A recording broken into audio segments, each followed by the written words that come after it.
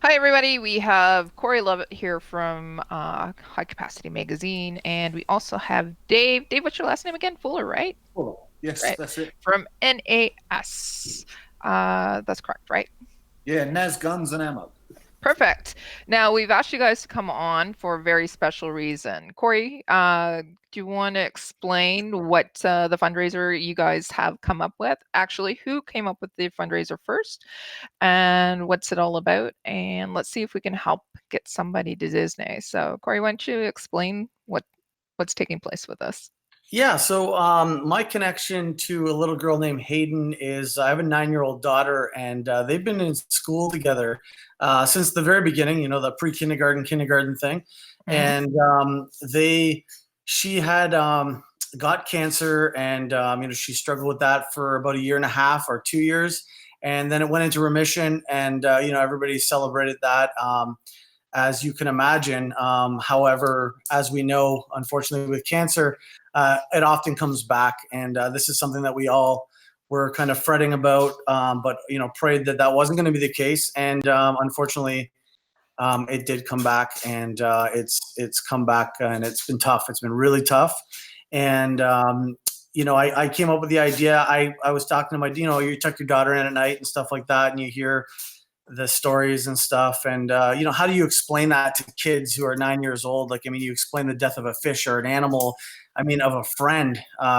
As adults, we struggle with that. So she had mentioned that her friend wished that she could go to Disney, and I thought, geez, I don't know how I can make that happen. And then after thinking about it a little bit, I was in here at NAS Guns and Ammo, also referred to as NAS Guns and Ammo, and speaking to Dave, and Dave said, he said, why don't we pull something together? Why don't we see if we can't create a draw?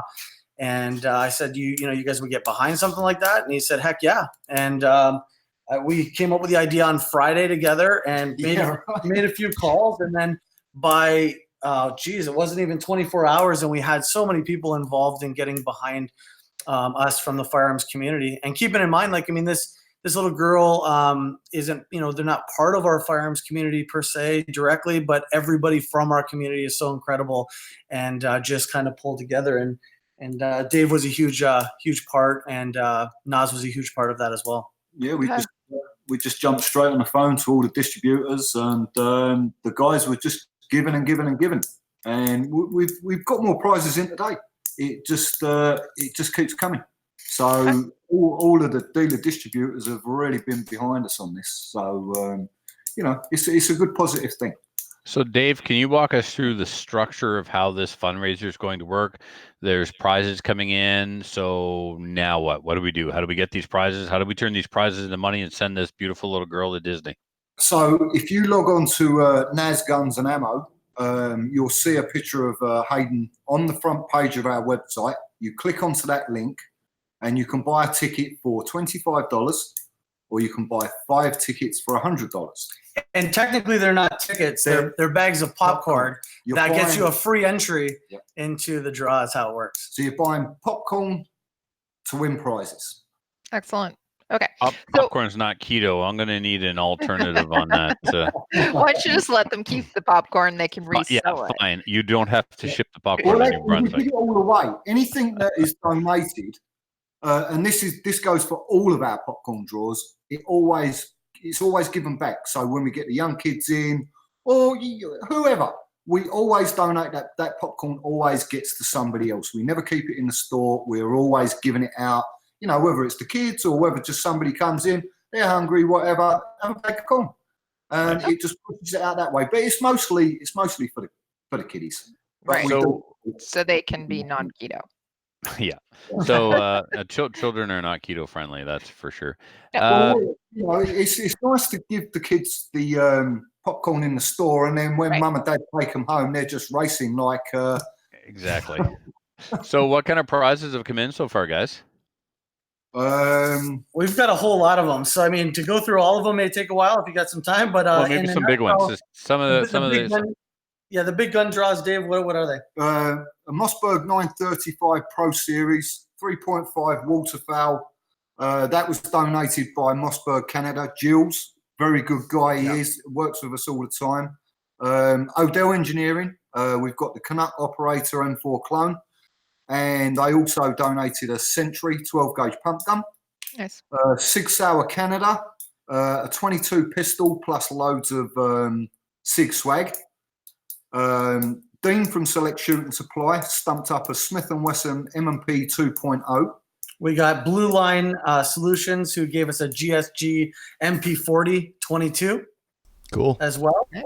Yeah. And I mean, big one. Vortex stepped up huge and has given us a 4x16 Diamondback tactical first focal plane scope and a set of Diamondback binoculars as well. Amazing. Sweet. Yeah. So how are the And- draws going to work? Yeah. How when do people start winning prizes? How's this all going to operate?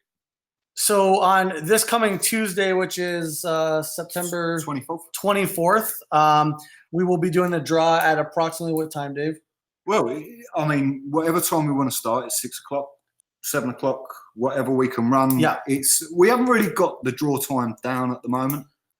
Typically for people to get home and, we're speaking Eastern time, of course, but for people to get home in time from work and be able to log in and watch the draws live. And we're just going to be pulling out, saying we're drawing for this particular prize and we're pulling out a number and then so on and so forth for the rest of them. And Alright. I apologize, Corey, if you explain this. I'm going to ask it anyway. Every bag of popcorn a person buys gets them a chance at winning a prize. Is that correct? That is correct, with the exception of we have five. You get for $100 you get five entries. 5 entries. Oh, wonderful. Okay. And how are you collecting the funds? The details are on the website. They can send an EMT. What's going on with that? EMTs, credit cards. If you log on to, obviously, as you say, if you log on to our website, click the link and it will take you to either the $25 or the $100. Click on that, add it to cart, go through the checkout process like you would on a normal buy, whatever you're buying, whether it's Amazon or wherever. Too And, easy. It is, and we've had guys calling us up. Yeah. We've had a lot of people just sending money. And that's one thing that really worries. Don't just send us money, guys. Send us an email as well if you're going to send us money. Please Yeah, of don't course you want to track send everything. money. Yeah. Exactly. Yeah. Yeah. And in addition to that, I would also say, like, I was here for quite a few of the days since last Friday, and we've got guys coming into the store nonstop, like just dropping $100 bills like it's going out of style. Like the amount of support that we've had here just in store In stores has been incredible. Like the community here I'm just absolutely blown away. I didn't expect a fraction of the support that we've got, so it's incredible. Well, like we had a guy walk in this morning. He walked in to buy a pistol and a red dot, and while he was there, he turned around and said, "I'll have $100 worth of tickets." We got him all cashed out. He walked out the door. He came back in and said, "Tell you what, give me another $100 worth." So $200 worth of tickets just straight in one set. And also dude. too, we had somebody online from our community. One of the very first people who got Yes. into the draw dropped $1,000 to support Oh. this. $1,000. You are the man, and you know you are because I spoke to you last night. I actually Amazing. called that guy and turned around and said Thank to him, him. "Man, he's a top guy, and he's always shopping at NAS, always whacking a NAS banner." But to step up like that, I mean, I see that sale come through on my phone, and I was just like, "Holy moly!" And there's been another guy that's dropped 500, 300s. It's just been phenomenal. I just can't believe it. Today I've just been sitting there just punching numbers on the debit machine. That's all I've been doing pretty much all of today. And also too, in addition to that, guys that are dropping $25, Yeah. or if you can't afford to, you're sharing it with friends who maybe are in a position to do that. Like that, Yeah. it doesn't matter. Every little bit is going such a long way in this case. And we're so humbled to be a part of something like this. Amazing. We are. So on that note, when does it all wrap up? 24th, which is this coming Tuesday. And that will be the last of the tickets sold, probably wrap it up by 5 p.m. Right, Dave? 5 p.m. Oh, wow. and there's- Okay. as long as everybody's paid, this is the problem we're having at the moment. A few people haven't sent their EMTs, and we did say on the first live draw, please send your EMTs when you do the order.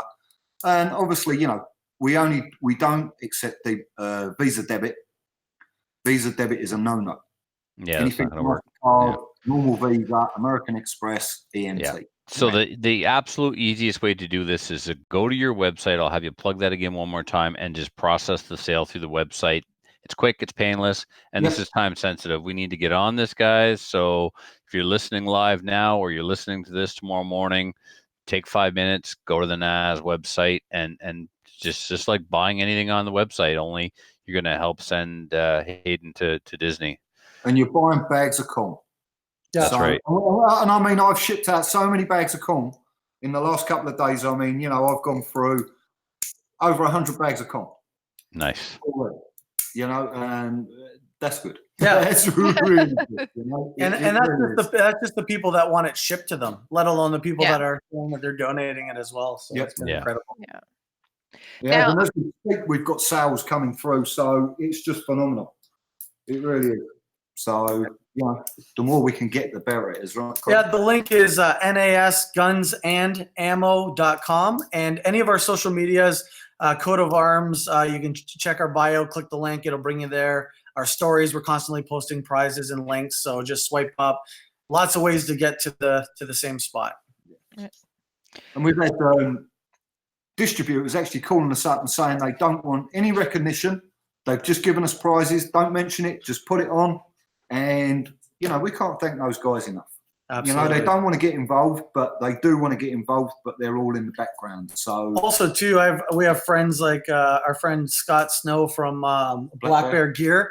You know, we're telling him, asking if he wants to get involved, and he's throwing stuff at us. But not only is he doing that, he's calling other people in our community, other stores and people he deals with, and says, hey, get in on this too. So it's like people are doing some of that work for us in the community, that it's not just Dave and I, it's everybody coming together. Yeah, well, that's the whole idea. That's why you guys are here, so we can, you know, do our part to try and at least get it out to our listeners that may not have heard about it yet. Now, go ahead. The other thing I was going to just say is that, you know, the big thing that's really humbling for me to see is it's not just a store or a distributor, it's multiple stores. And a lot of people think like, oh, these are, you know, competing stores. And to some degree they are, but on causes like this, and like we saw at TACCOM Canada, everybody kind of came together and just did something that never before had happened. And I think the spin-off of that show and that kind of like unity that we saw there is really what's come together here. And you've got different stores, you know, NAS is the one taking the lead on this, but stores are like, they don't care. They're in on it too. They realize that this is bigger than any one of us. And I like to thank everybody for that specifically. Yeah, definitely. Okay. We've shared it on all of our social media. So hopefully if anybody is listening and they don't know how to get to it, they can always drop by our Facebook page or our Instagram account as well. It'll link in to your page. So hopefully they'll be able to just click on that and order some of the popcorn. So Destination Disney is what it is, Hayden's Popcorn Draw. And I hope somebody wins it, but I really hope Hayden gets to Disney. Oh, she'll get to Disney. That's for sure. I have every faith in that. And we also wanted to say thank you to you guys as well for coordinating this and putting it out so fast. We know how important it is to our community, and that's why everybody's behind it too, and how important kids are to us as well. So we wanted to say thank you for that. Thank you guys. Thank you guys for having us on and getting the word out there. It's people like yourselves that are out there and kind of pushing and getting behind the people that are kind of in the front lines here too. And without you guys, we know we don't have anything. So thank you guys so much for that. And I just bought a bag. Oh, there you go. Are you donating the popcorn though? Yeah, I don't need the popcorn. We'll try to create a keto-friendly concoction for you. No worries, man. Perhaps I'll have a word with our popcorn guy and see what he can do for you. Do you have any ghost pepper popcorn? Ooh. No? Well, he does all different flavors. Yeah. He's right next door to us, and you know, they fly the flag for us as well. I mean, you know, they're running around in our NAS Guns and Ammo popcorn shirts, and whatever flavors we want. We come up with some pretty interesting flavors. Why don't you give them a shout out too, because they're really awesome people. Shriners Popcorn, absolutely great. Harold and the rest of the team. I mean, you know, the guy can't do enough, really. Well, when they do the customer appreciations days, there's popcorn out there. Yeah. It's just the neighbors of the place here that come together. There's next door, you got a battery store. Yeah, we've got a customer appreciation day actually on the 28th of September. So that would be a good day. You know, Harold's going to get involved. The battery store's getting involved. And these guys are involved with pushing these tickets as well.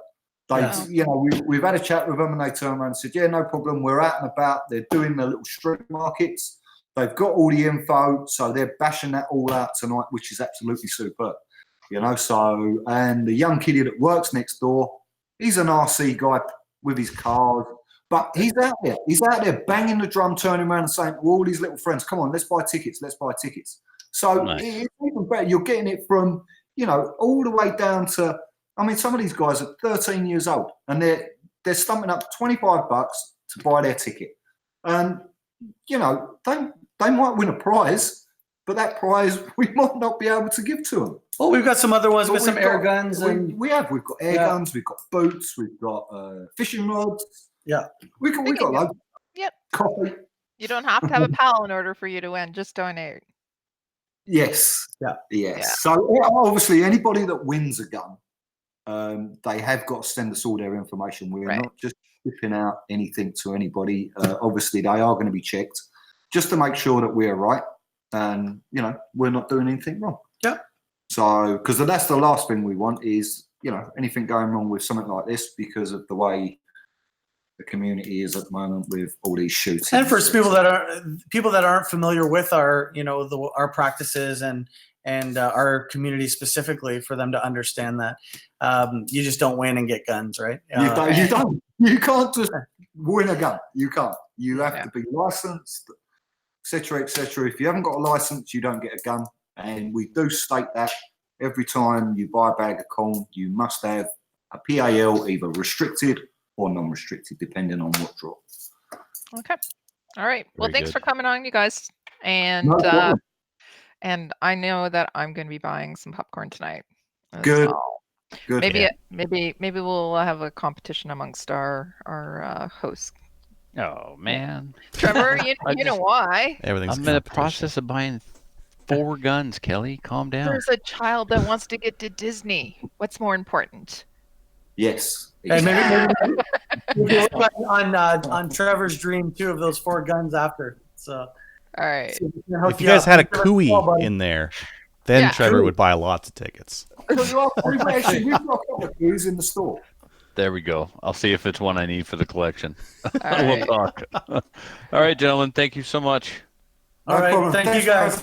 It's much appreciated. It really is. Thank you. Thanks. Thanks for coming on, you guys. No worries. Thank you. See you later. All right. Cool. Okay. All right. We'll get the other 2 on, do the main topic, and then jump back and start the show. Yep. All right. They'll have to leave. Corey, you guys will have to leave. I have no power to kick people anymore. No problem, man. We're out of here. Thank you guys so much. Thanks for having us on. Thanks, Trevor. guys. Cool. Thanks, guys. We get to see each other, Trevor. You missed us the last time. Yeah, I know. Sucks. I was glad to be here tonight, though. Awesome. Cheers, guys. Right. Later. Bye. Yeah, it's easy to buy that stuff. You can buy it through the website.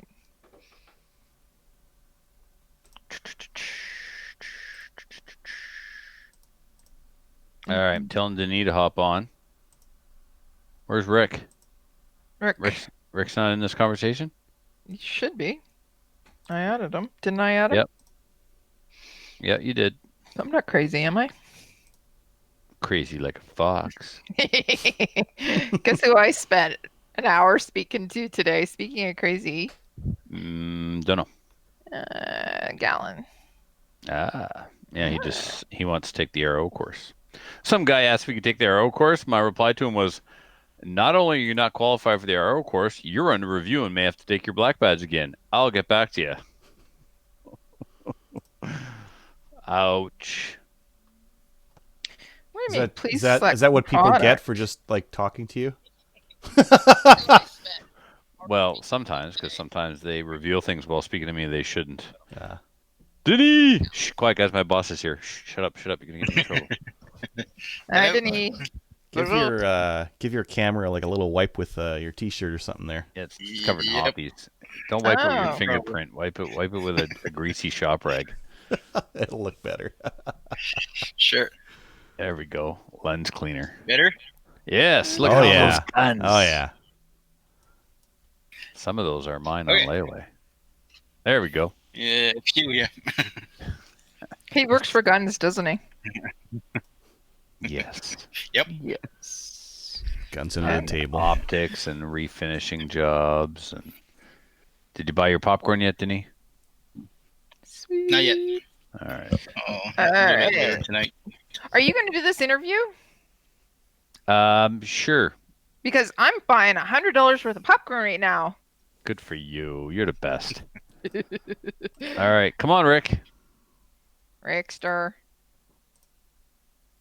I'm calling him. That's it. That's it.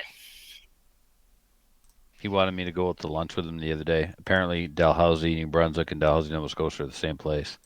I'm like, you're in Dalhousie? He goes, I'm in Dartmouth. Dude, we're in 2 different provinces. We're not doing lunch.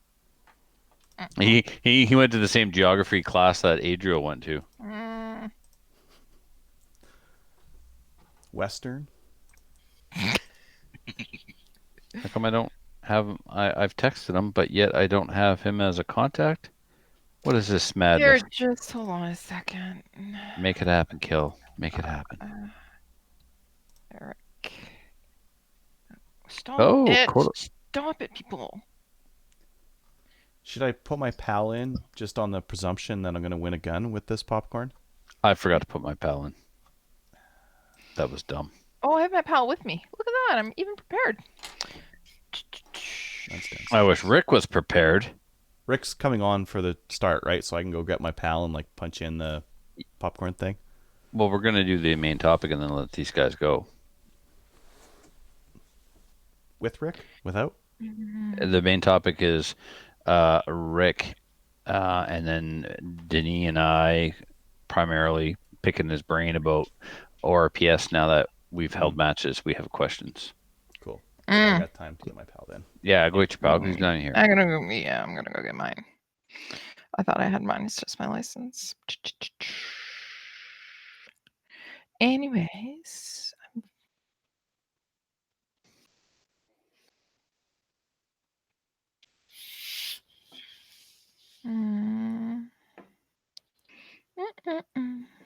Okay, so everybody who's tuned in right now and is watching, please hold on to your butt. Stay tuned for boot camp. Oh, well, no, that's I'm reading the wrong thing. Rick, Who are you even talking to? I'm reading what Rick posted. I'm not allowed to read it out loud. Oh, Anyways, where did he go? I don't know, but my dog is snoring. Can you hear it? Nope. I Good. figured out what that clicking sound was. It's a pen. Yeah, he was clicking his pen like mad. Trigger trainer. Yes.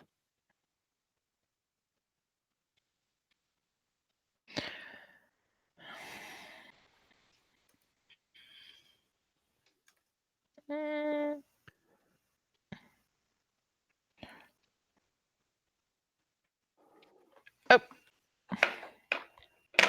Is it Carson or Ian? Ian. Hey! Hey. Okay. Here we go. There's his telephone number. I text messaged him. I'm calling him. Okay, you do that. We're beyond text messages. It's time to start.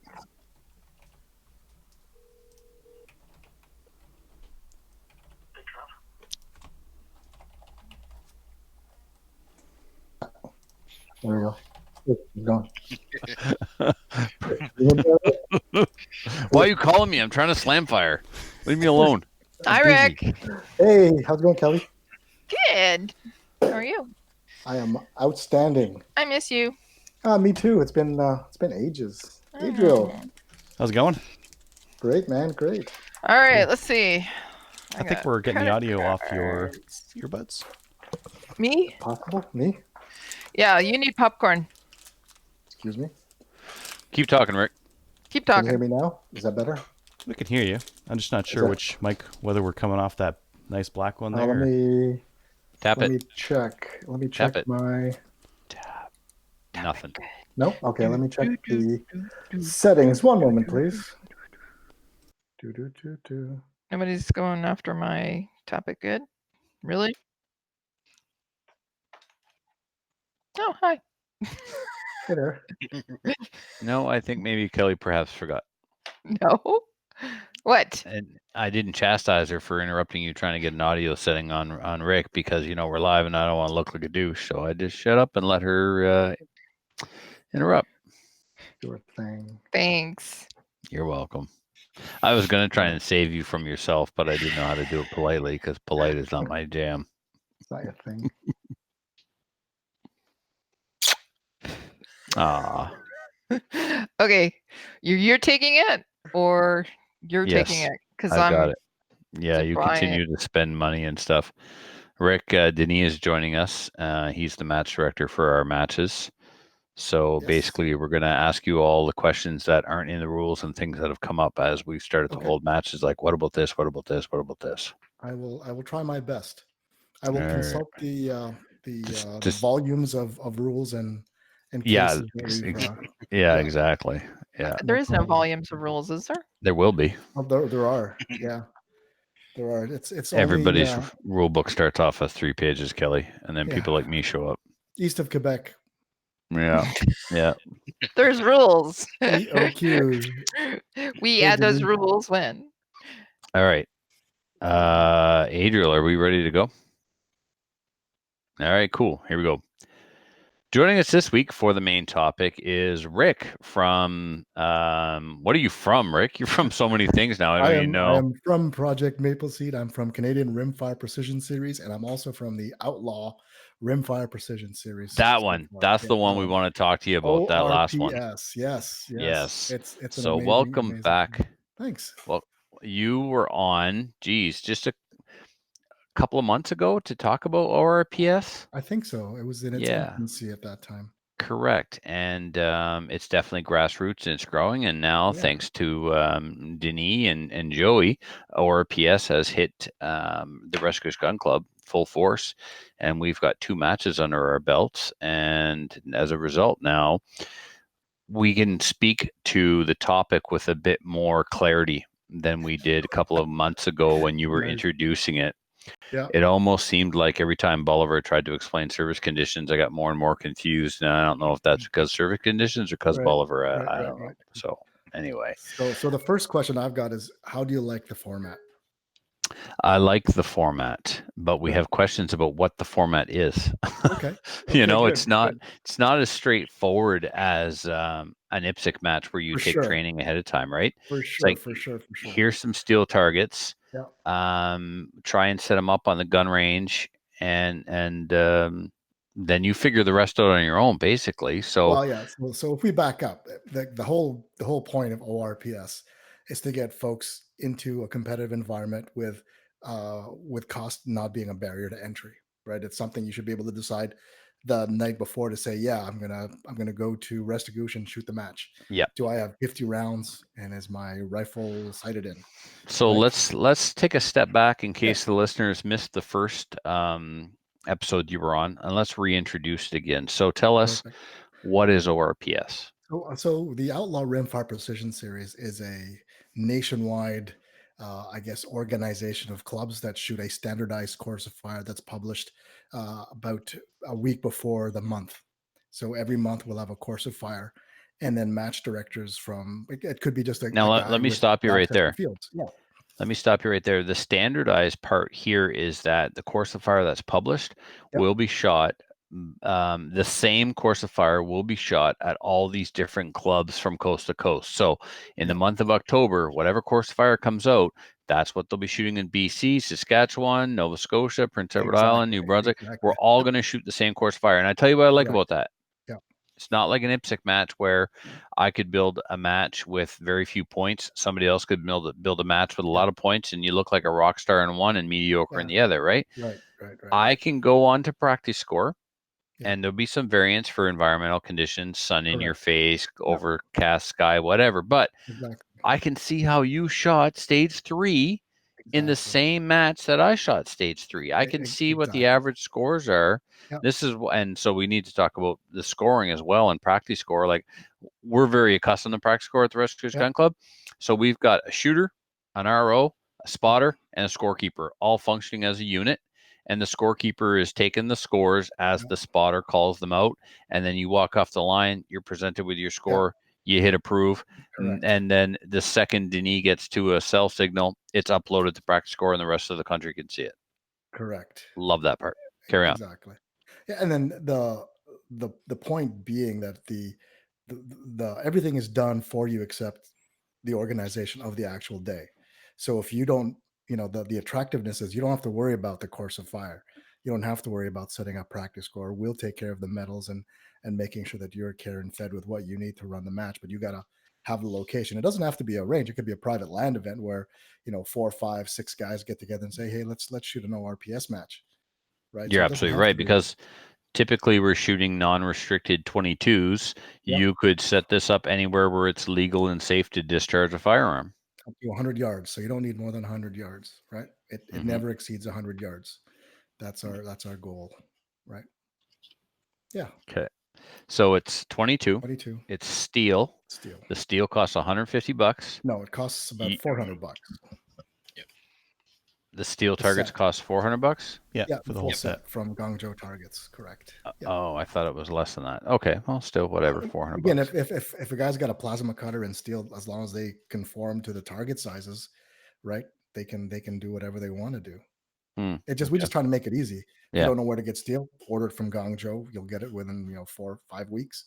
Mhm. You download the Course of Fire. You say, I'm going to run a match in October. We'll send you the practice score link. You share it with your friends. They sign up, right? And then we'll send you the practice score registration link. Regardless of how much my club charges, Mhm. you take how much We take $10 per per shooter? registration. Yeah. Okay, And except for roughly- kids. Yeah, kids shoot free. That's the goal. That's the other part that we've carried over from CRPS. Okay. Yeah.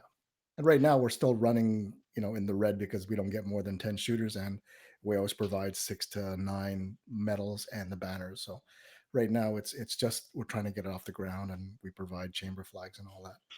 Mhm. So yeah. Mhm. And so CRPS Okay. is funding ORPS right now. Okay. So yeah, but this ORPS is going to take off like a rocket Hopefully, because you make hopefully. it So far, so good.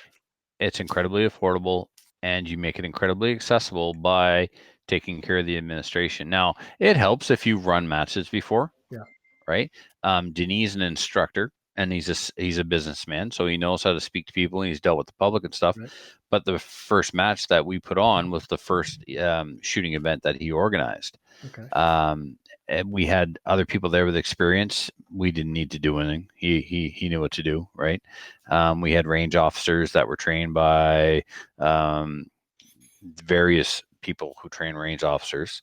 Including IPSC range officers, but we also had rifle range officers. So we had guys that were accustomed to reading stage descriptions and stuff like that. So, all right. So Denis, let's jump in. Let's go back and forth here. Why don't we talk about our experiences in setting up the range, Denis? We ran into. Did we run into challenges there on how much space?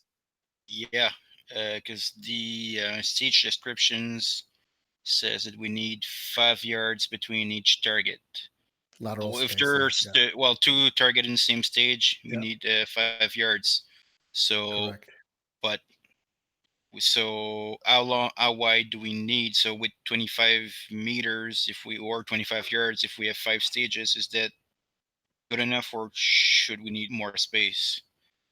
It depends month by month. We try and keep that in mind that, so ORPS typically is only 5 stages, right? So at a minimum, you're going to need 25 yards plus or minus, as long as you're not putting them a Minimum. foot from each other. Yeah. It's recommended to get them Right. at least 5 yards, but if it's 3 yards, is it a big deal? As long as you're breaking the sight picture, right? That's the big thing. Yeah. So one of the things that ended up happening is, so let's say stage 1 was like get to know your limits, so we only had that one target. Yeah. It's fine. So, but the target for stage 2 was right next to it, and then Okay. 5 yards in between, and then the first target for stage 3 was right next to the second target of stage 2, because we tried to keep that 5 yards Right, between. right. Yeah. Yeah. So it was confusing for some of the shooters. Well, at least they're not the same color, but Yeah, Yeah. that's it. So it's a learning process. I mean, we wanted to get it out there and going, and yeah, we could. But again, if you only have 20 yards, then you'll have to make it work, right? Okay. Maybe But you if we do. only put 3 yards in between targets, it's still fine. Yeah, it's not a big deal. I don't Okay. think anyone's gonna, clean the stage because it's 2 meters, 2 No, no. meters closer, right? Right. But ideally, Rick, the required footage or square footage here, not footage, but the footprint we need here is a Yeah. range that's 100 yards long Yeah. and 25 yards wide. Yeah, you should be able to hold the match at that. And I think Okay. Stittsville, where we tested the first few, were like that at 25 yards, maybe a little wider. I can't remember exactly. I think Denis, like we took the measuring tape down range and we ran it parallel to the backstop, and 25 is about exactly what we have, right? Yep. I think most Exactly what we ranges get will here. be 25. That's Okay. the common width that we see across the country. So now up on the shooting line. Yep. What do you set up first, Rick? Do you put your steel downrange first, or do you set up your props on your shooting line I first? set up you have two choices. One, because I use a range finder, right? So I'll put a reflective target indicator that where the stage is going to be. So if I have a barrel, I'll put the barrel where the stage is going to be, then I'll laze off that. Okay, so you set up your shooting line first. Yeah, because sometimes the Like the- barricades aren't that reflective. Yeah, I'll put a barrel out and lay it out that way. But as long as Just you can- that's just a placeholder so you can hit it and figure Correct. out the range when you're Ex- downrange exactly. setting up your targets. Ex- So you're exactly. actually setting up your targets first with something to hit with the Correct. laser back at the, well, the shooting range. that's me. Denis sends me downrange and There you says, go. "I need you at 75 yards." Right. Yeah. You So, have to- but you have to again, go reflective. do you take your tank trap and put it on the line, and then put your targets out in front of the tank trap? Do you put your ladder on the line, then put your targets in front of the ladder? Or do you go set up your targets and then come back and, okay, my targets are there, I'm going to put the ladder here? Does it matter? It doesn't matter. It doesn't, Doesn't matter. matter. The key thing is Okay. you have, as long as you have a perfectly straight firing point, so that when the stages, because stages run simultaneously sometimes, right? Depending Yeah, on we'll the come to number of that, people. Yeah. So as long as everyone is shooting from the same firing point, then you're okay. So some guys will put a string down. This is your firing line, and then just align off of that so that all the props are aligned with the muzzle going across that firing point. Okay. So you actually, like on the shooting line, you'll run a string that's parallel to the backstop. Correct. Or you eyeball it to make sure that you got a front and like a left and a right edge marker. And then when you sight Just a down couple of pickets. Yeah, just a couple of pickets to say, okay, that's the firing line. Make sure that all the barricades, wherever the muzzle extends to be, it's going to be roughly the same spot. Yeah. So you set up your prop so that the muzzle is over that firing line. Correct. So you just have to know where the firing point is. So you And then align. and then you're getting a more precise measurement if you say, okay, we're going to measure off of this firing line. Yeah, it's more safety related than precision, right? Sure. Okay. Yeah. Kind of like what we do in Maple Seed. Exactly like a maple seed. I don't know where, Yeah, where would that if it come ain't broke, from? if it ain't broke, don't fix it. Right. Yeah. Which the Maple Seed is why I hit that 5-inch plate while standing 3 in a row, no problem. There you go. Slung up like a boss in the hasty. And there's always going to be a maple seed type stage at every ORPS match. Beautiful. See? Okay. Trevor enjoys that. He's the gamer. That's the gamer coming out. And CRPS too. And CRPS. So it's all falling into place now. All right. Denis, you want to ask him about squatting and shooting simultaneously? Yes. So,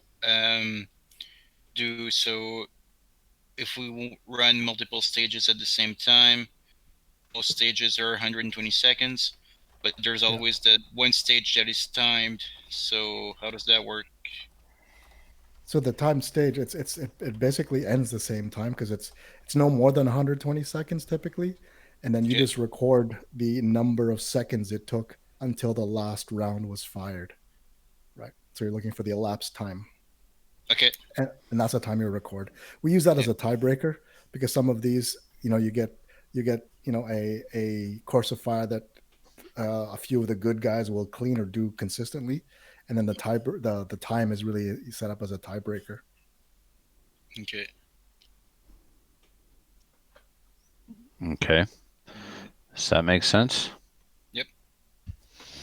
Because that was one of the things that we racked our head with. And that's the other thing. Like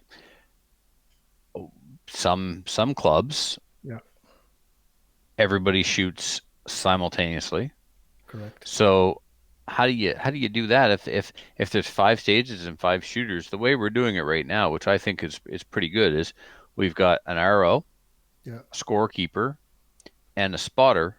Right. So we would need that times 5. Well, it depends. If you only have 5 guys and you're all in the same squad, right? Right. Yeah. And you But if smooth we through get 20 stages. guys show If you up, have 20 guys, then you got 5 simultaneous, just like they would run a CRPS match, right? Everyone takes turns round robin. That the guy on Do you- deck is. do you ever run into a problem, Rick, where like, okay, imagine this. Denis and I are shooting next to each other. Yeah. And how do I, like, what if my spotter and his spotter have the same voice? They both yell hit. Like, how do Yeah, you not? You say hit on 1. So you when you say hit, you indicate the stage number. Gotcha. Hit on 1. Or squad number. I like Hit it. for 1. Yep. Okay. Yep. So you got, and now, do your spotters yell out the misses, the hits, No, or no. both? Only hits. Only hits. Only hits. Only hits. Now we Okay. have, so in some circles we encourage, like, if you've got new shooters, you can give them coaching as well, like youth shooters and new shooters. So you're low and left by 12 inches, or you're I'm one new at target. this. I should get coaching. Mm-mm. Sure. Kelly almost Why spit her not? Why Bessie. not? So basically, you get guidance up until the first hit on that target, and then you go quiet. Then you're Right. screwed. Then you've been told, right? Yeah. And then you You should be miss able the to next see- one. Yeah. Yeah. You should be able to And- make your corrections. Yeah. That's Do it. you paint the steel after every shooter? No, we don't. See, We some don't. people are and some people aren't. If they want to, that's fine. But it all depends on how fast you want the match to run. That's If too you much have 40 work, man. All Yeah. if you have 40 people, it's gonna take Adriel, time. like, if you're the first shooter on stage, you have a huge advantage if they're painted. Yeah, but you rotate shooters. Yeah, Yeah. I miss just the same whether it's painted or not painted. We rotate shooters just like we do in the squad. If I Yeah. shot first on stage 1, I don't shoot first on stage 2. So you're never going to get that advantage the whole match. Nope. So as long as Somebody- you like, if you like, maybe paint between squads, maybe, I or would just say to heck with that. it and just don't do anything. Yeah. I mean, if you don't have that many shooters, you probably don't have to paint it at all. Or don't paint at all. The only time you'd paint it is if you've got a very messy field. So CRPS, we will have to paint because, we've got, so for this weekend, we've got the Eastern Championships. We've got 7 stages going on at the same time, right? And we've Yeah. got, I don't know, 30 pieces of steel out there, and we're hemmed in between 75 to 250 meters. So it Okay. gets busy. So that then you got to alternate colors. Can we change the colors You from can red and change the yellow? color. Yeah, you can change it to whatever you want. I'll tell you why. There's a lot of foliage on our backstop, Yeah. and the foliage this time of year is different shades of So- green and yellow, so Yep, it so- makes the yellow kind of Sure. challenging to see. Yeah, and some parts of the country, yellow is actually better depending on the terrain that they've got. So there's Right. no, and white you can't use in the winter and all that stuff. So you can feel free to adapt as the conditions change, right? I like red and white, Denis, and we got lots of white paint already. Yep. Or fluorescent orange, fluorescent green also is nice. Oh Those wow! work Why don't really we well. just put it at 10 meters and shoot air rifles? What are you doing? There you go. What It's else, the Denis? starting point. How many folks are you getting out to your match there?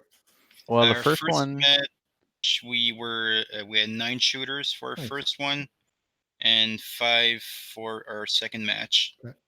But we were doing them during the week on evenings.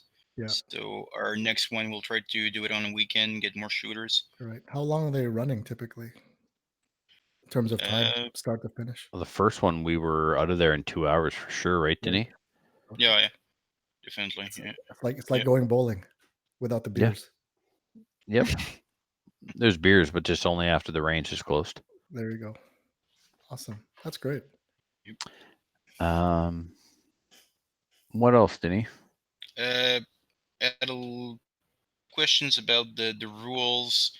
Oh yeah. Like at what point are there any penalties, or when do you disqualify somebody? Yeah. if you- Like for example, I mean, obviously, if somebody, I'm guessing, if you points a gun at somebody else who swipes Yeah, it's probably a DQ.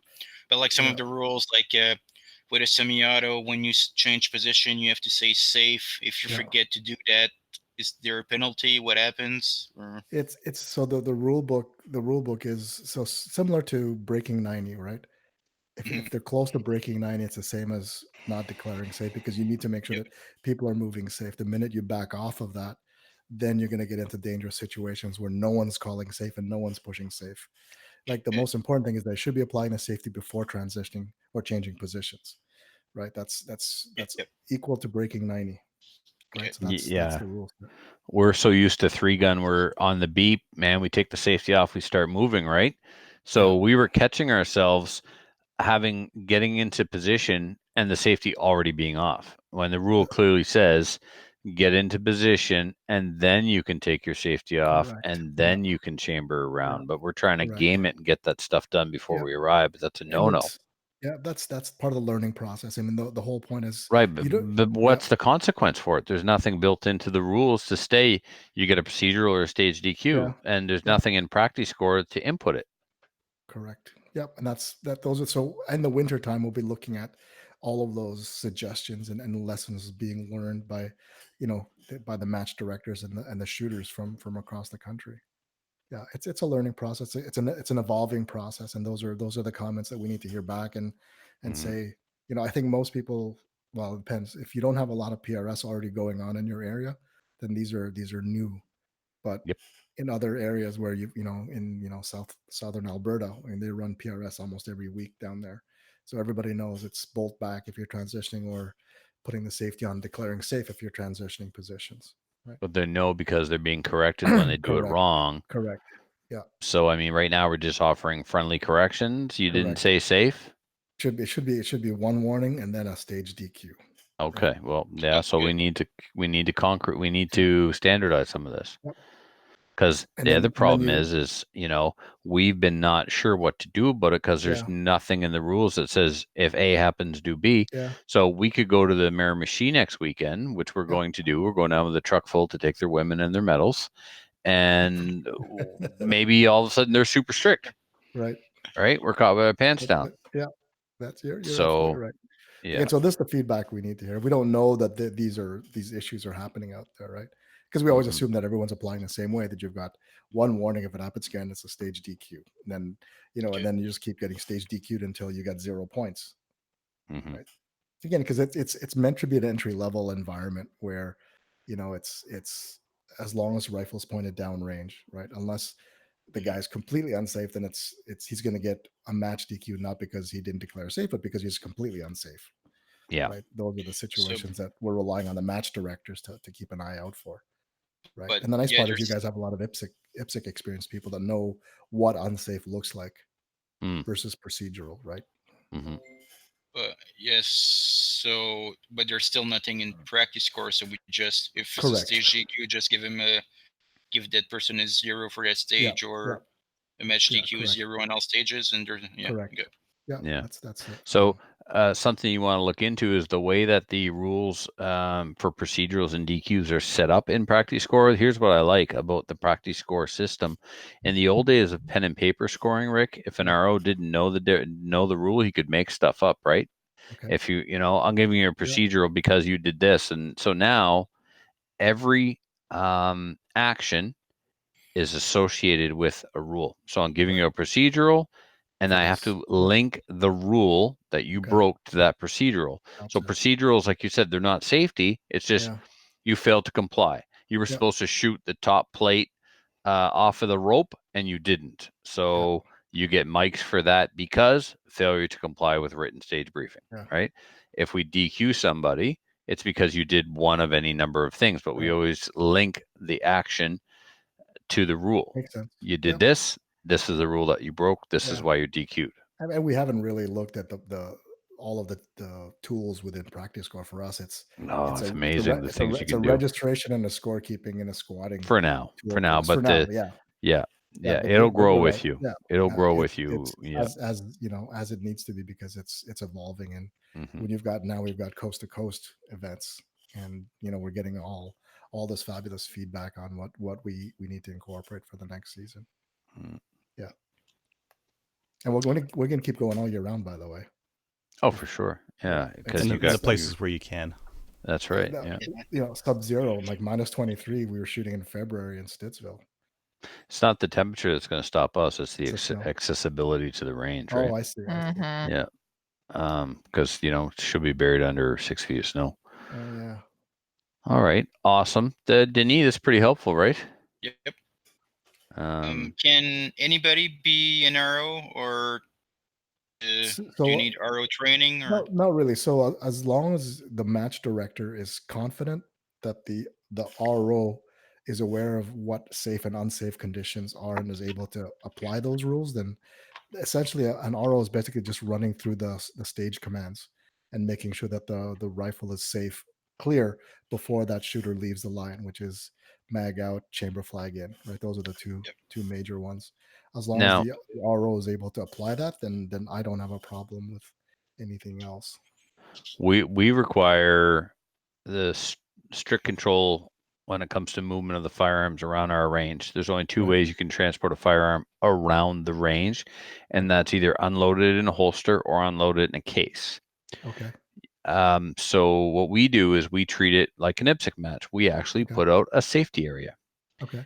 and the same rules apply. You can, as an IPSC match, there is no ammunition allowed in the safety area because that's the only location you're allowed to handle your firearm without Right. being under the direct control of a range safety officer. Gotcha. So we actually place a table facing a backstop near the shooting line. No one Right. walks in front of the table because that's where all the Right. muzzles are pointing. And when you arrive at a match, the match director directs you to take your cased firearm to the safety table. You can uncase it there, unlock it if it's locked, and insert your chamber flag. And that's where it stays until you're called to the line. Gotcha. There's a safety briefing before the match where we talk about this and then also talk about how you will transport your firearms to and from the safety area. And that's Right. flag inserted, muzzle up, of course, bolt Perfect. back. Yep. And those are range specific rules that we wouldn't be aware of. So that's Right. exactly what the match director needs to be in charge of. Well, shouldn't we make safety areas a requirement for the sport like they are in other sports, so that when you arrive at a range, regardless, or when you arrive at a match, regardless of what range you're at, you'll know that, oh, here they run safety areas for uncasing and casing and stuff. Yeah. And again, this comes from the PRS world, right? Where that's not a common. So what happens in the PRS world? How are firearms moved in and around when they're not on the line? They're all over the place. It's like it's Yeah. like it's like Jonestown. There's $1 million worth of like Meaford. There's like $1 million worth of rifle waiting to be tripped all over. It's like a line. It's a yard sale. Right behind the firing line. Yeah, it's Yeah. unbelievable. And rifles get stepped on and kicked over and Yep. yeah. Watch And rifles. these are all points that where we would recommend, but we can't really enforce it, right? It's not. You it's can not though. part of- IPSC enforces that you have to have rules for safety areas. It's part of their rule book. I guess so. Yeah, you So those are absolutely things we could. have to look at. Yeah. Not necessarily something that you may want to do, but don't say you can't. I mean, it's Yeah. your sport to develop the rules, and other sports require safety areas, so Right. you But certainly again, can. it's coming from. So it depends on where we're coming from and where we're going to. Mhm. So the feeder Right. system we're driving into is that PRS world, where these are familiar rule sets for them. Right. Right. Very good. So when we start our Rimfire race gun series next year, it'll be Oh, much geez. that it'll be the safe area with casing and uncasing only at the stage. We'll talk about that on the next Next time yeah. you're on. next Rick, time we're on. Rick, are you going to have any time at all to yourself next year? I think so. This is my time.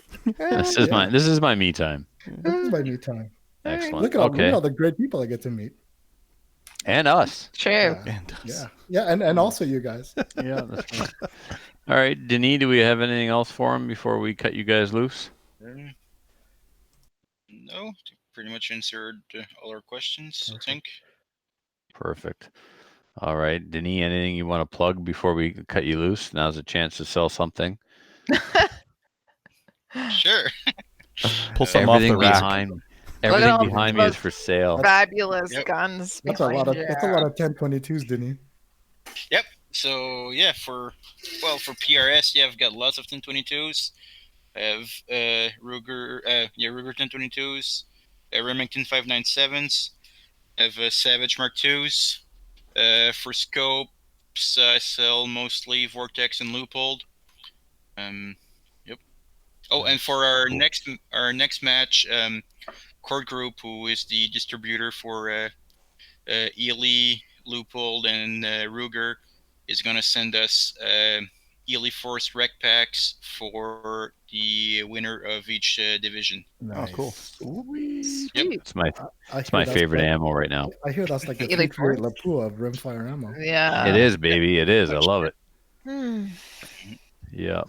Yeah. Cool. Good. All right. Well, Denis, thanks for joining us to pick Rick's brain. And Rick, thanks for coming on No and clarifying a few things for us now that we've got Yeah. a couple of matches under our belts. OutlawRimfire.com for all those who want to get into the game. Sweet. It's zero cost to the host ranges. Yep. Sweet. Cool. Thanks. All thanks right. for having me. Thanks, guys. Have a good night. Denis, Thanks. we'll talk to you like soon. Take it easy. Bye, Rick. Bye, Kelly. Bye. Adriel. Maybe see Later. you on Monday. See you Monday. Yeah. Ciao. All right. Bye. Bye. Oh, I was going to hang up. Bye, Denny. Bye. See ya. Okay, you guys have to hang up now. Yeah, Denis figured it out. Bye, Rick. Wow. There we go. All right. Anyways, Kelly, your lead, right? You betcha. All righty. Giddy up. You betcha. God, by golly. Okay. You wanting to game everything. Look at you. Mm-hmm. Mm-hmm. Tell me when you're ready there. That's- Everybody ready? We just record this whole time. You just go whenever you want to. I'm getting the finger from... You're welcome. You're welcome. Hi, everyone. Welcome to Slamfire Radio, episode 322 for September 19th, 2019. I'm one of your hosts, Kelly Lynn. I'm Adriel. And I'm Trevor. Hey, we did that really, really well. Didn't screw it up at all. I didn't know what to go with the Lynn thing, right? Like Adriel doesn't have a middle name. I don't do a middle name thing. I was just like, just say your name classy like. That's what I went for. Well, I'm you didn't. Trevor. Trevor. What is your middle name? Trevor, actually. You don't have one? No, you asked me what my middle. Oh, Trevor is your middle name. Okay, what's your first Correct. None of your business. Nanya. name? Show me your pal. I want to see it. Nanya is my first name. None of your business? That's right. Adrian, what's your middle name? Something or other. Something or other. Yeah. Okay. Thanks a lot, everybody. Probably look Now it up. everybody knows You probably my have this middle name. somewhere. I go by my middle name on social media because people. Okay. Because people. I get people creeping me. People that I work with that I don't want creeping me. So I go by my middle name. Okay. Now that they know that and they know my middle name, now they're going to go to social media and look it up. This joke has gone on 2 minutes too long. Yes. All right.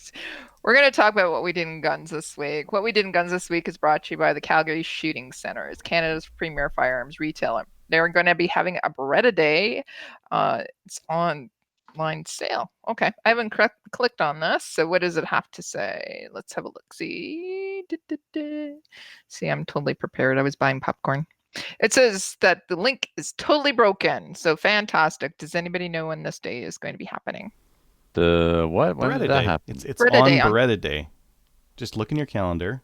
It says Beretta Day. That's when it is. Son of a diddly. Son of a diddly. Yes, it's a broken link. Oh man, that sucks. Mhm. Anyway, Beretta Yep. Day and Berettas will be on sale. All the Berettas, Calgary Shooting Center. If you've been hankering for a Beretta, but thought maybe it was a little too pricey, now maybe your chance to get the Beretta you wanted at a discount. Okay. All right. I just don't know when it's going to be. On Beretta Day. On Beretta Day. Okay. I'm sure if you go to the website, Yeah, there'll be a yeah. link on there. Well, I'm not doing that. We're recording live here, people. No, I'm not talking about you. I'm just letting the Trevor? listeners know. Yes, I love you. Trevor, why don't you talk about what we did in guns this week? What we did in guns this week? I didn't do stuff Okay. with guns. Would with you like me to guys. go first and talk about what I did this week in guns? Trevor? Yes. Talk about what you did in Guns This Way. I'd love to. I shot a trap match, Kelly. A trap match. Shoot some trap. Philp would be proud. Shot the skeets out of the air. Yep. So psychological. I beat myself. So I do that too sometimes. man, I shot a 19 the first round. I'm like, hey man, this is good. So it wasn't just a question of going to trap on Sunday, which is normally just very laid back, very recreational. This was advertised. People came from away, and there were prizes for the top. I don't remember. I ended up in 5th or 6th, and maybe it was top 5, and I ended up 6th. So anyway, the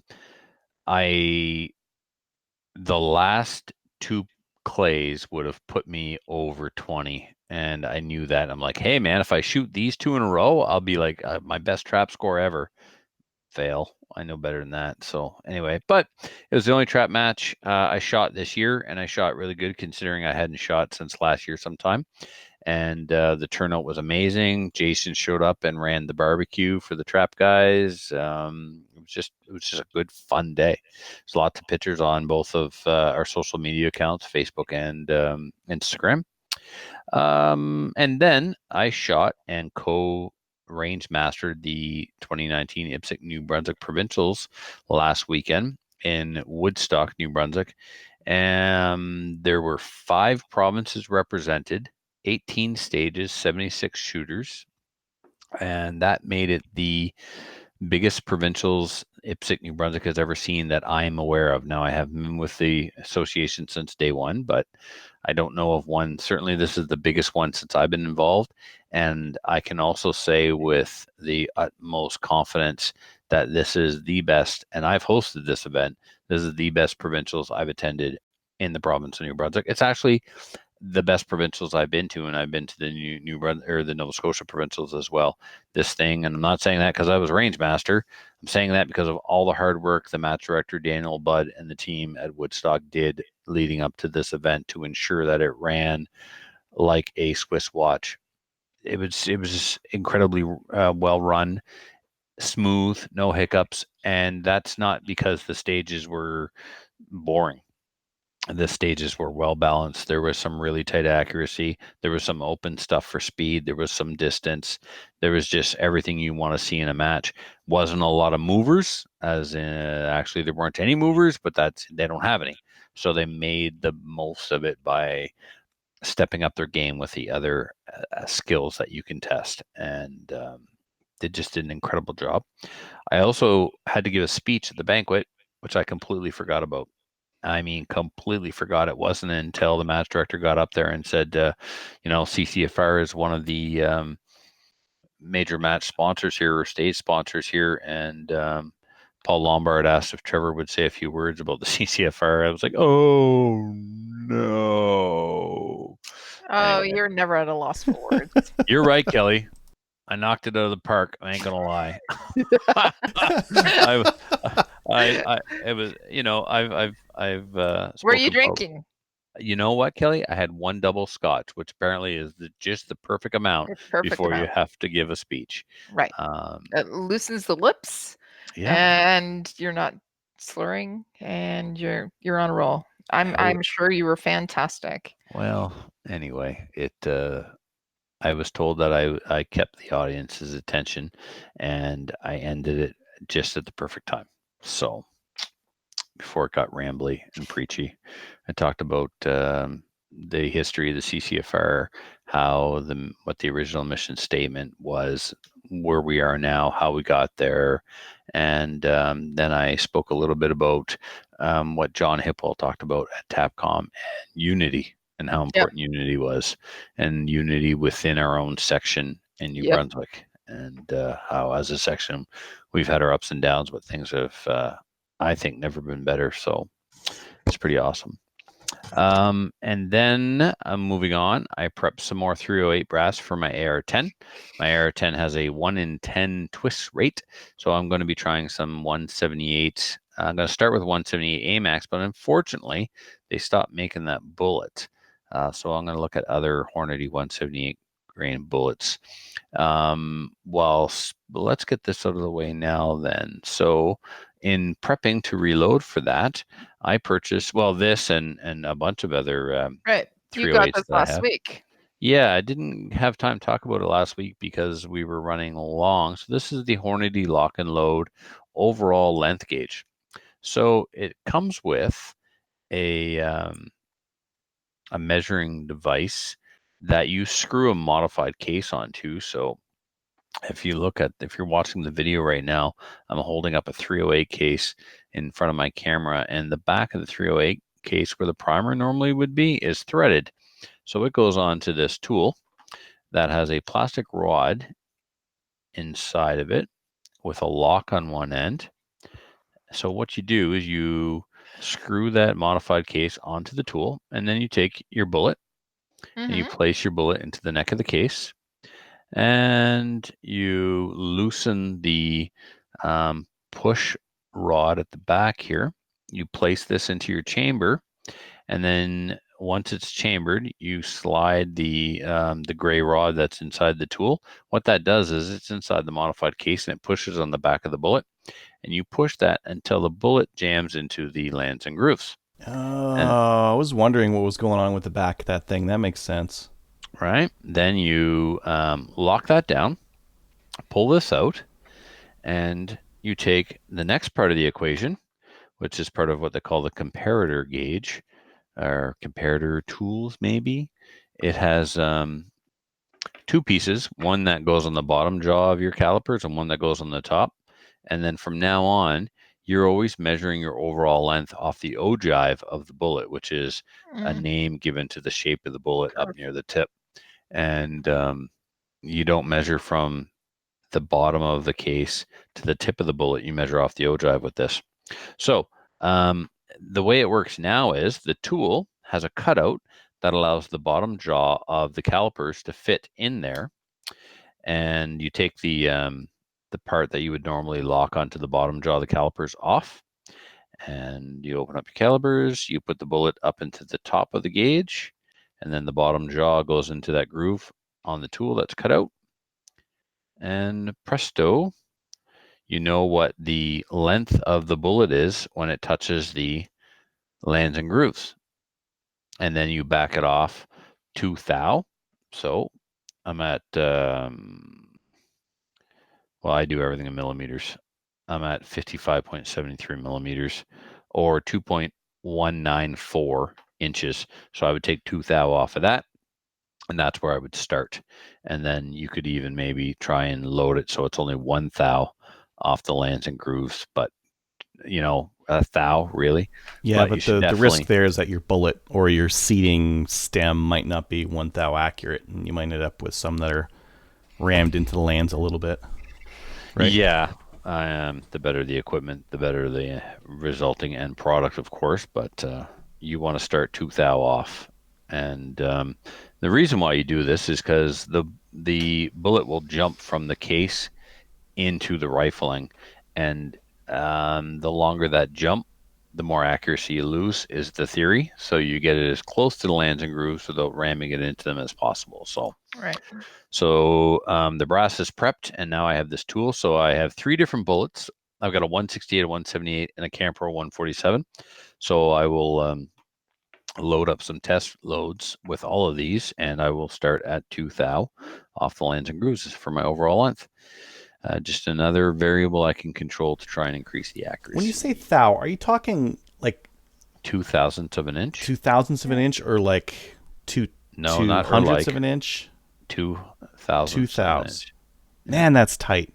That's pretty tight. That's what it says to do in the manual is 2 thou. You have me second guessing myself. I always thought it was 2 thou. Maybe it's 200,000. 200,000 make more sense. 2 thou seems really, really like you might as well just put it onto the lands. Well, that's why I said, start at 2. Some people go 1, and it's like, what's the point? So I will go back and consult, and if I need to correct something next week, I will. But for now, I'm saying 2 thou.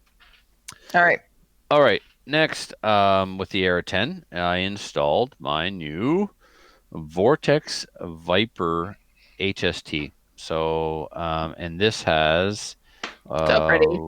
it's very pretty, Kelly. Mhm. Has adjustable objective, has a really cool target turrets. It's, I can't Zero remember which stop, right? reticle.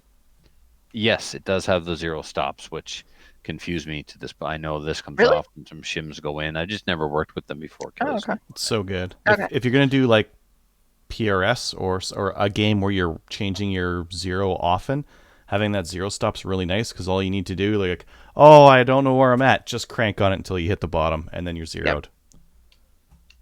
So I never have to worry about coming back to 0. I won't go past it.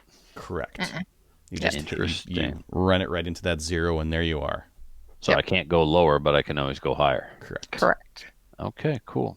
Awesome. And Yep, it so simplifies does it, have right? Because some people will be like, oh, well, I know that I'm 3 rotations off the bottom, but we're like 3.5 off the bottom. It's like, man, that's hard to remember. Just put the shims in Right. there, and you never have to think about it again. Nice. You go So- back to 0 and start all over again if you have to lose count. Nice. Right. Okay. Well, I kind of wish my Diamondback had that, right? Because I'm zeroed at 50, and then 25 is the same, so that's good. I don't need to ever go down. So as long as I came back to 0, I'd be 0 at 50 and 70, or 25 and 50. So, yeah. So these are the ATRS rings that I bid on and won at the charity shoot. These Yeah, I are was going to ask, how are they? So how are they working? How's the chick welded and everything that you were doing? no, Anything? they're No. ridiculously too high. I could drive a Yeah. bus. It'd be too much I scope. was And going to say. yeah, so they suggested ultra highs, and so they're too high. We're gonna go with just highs. I've been talking to Sean Okay. at HRS. He's been walking me through this and stuff and getting me to take measurements. So I think what's going to happen is when my Modern Sporter arrives, the new rings will be in there, and I'll return these, or I'll return these first, whatever. Like, nothing, nothing is marred or marked or anything. They were just put on, and that's it, right? So I haven't fired it. I will not fire it with this on. I don't want them to, become used. They're just mounted to see how high the scope would be, and it's too high. So, can you see, Kelly? Am I in frame? Yeah, you Yeah. are. And it's So way too high. Yeah, I'm on my. It's a teeth weld, not a shin weld. This is where I should be. Mhm. All right. So Yeah. anyway, this is my fall project. I've got something every weekend. Like we had supposed to be our 3-gun match, and the boys come up anyway. Then it was provincials. This weekend, I leave for Fredericton to go to an everything but AR match, and it's one of those matches, Adriel, that I'm usually, it's a very, very physical match, and it's trooper style. I got to carry everything you're going to use all day. You need a backpack, put your ammo. Are you going to whatever. whine? I don't know, Kelly. I don't know. We'll see. You know what Gallon said? It's going to go one of two ways. I'm going to win. You're going to like it? I'm going to win and You're going love to it. win Yeah. and love it, and you want Yeah. to do it all the time, or you're going to lose and you're going to hate it.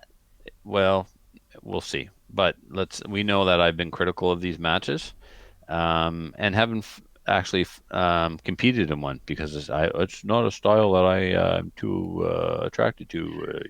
So anyway, can I ask, how physical is it? Because I know that there's some matches where you can go to where you run a 5K, you do a 10K, and you carry everything with you. It's not ridiculously And that physical. No. Oh, okay.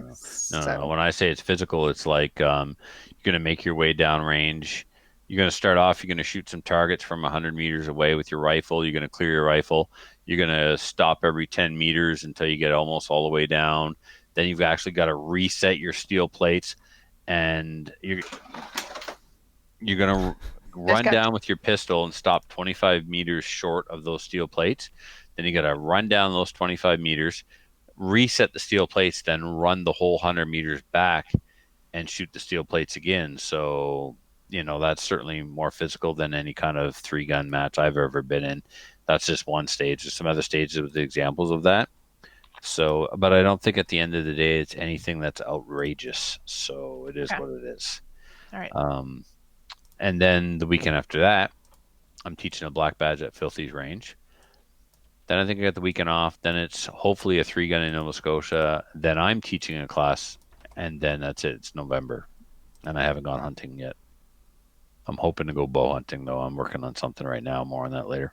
Cool. I put the new bolt into the WK backwards, so it ejected towards the inside of the receiver. That was brilliant. Got that squared away.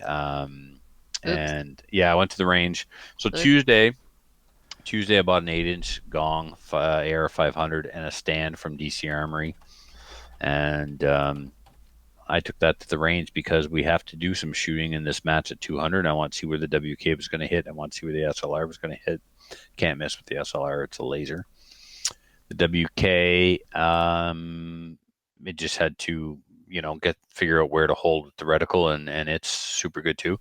But this new bolt was needs some breaking in. It really did. The gun wasn't going in the battery, so the disconnector was working, and I was getting, what's going on? Click instead of fire. And I look at the charging handle. Oh, she's not all the way forward. So anyway, I had to do, I dumped 3 Beowulf mags through it, just lit it up, and then it was good.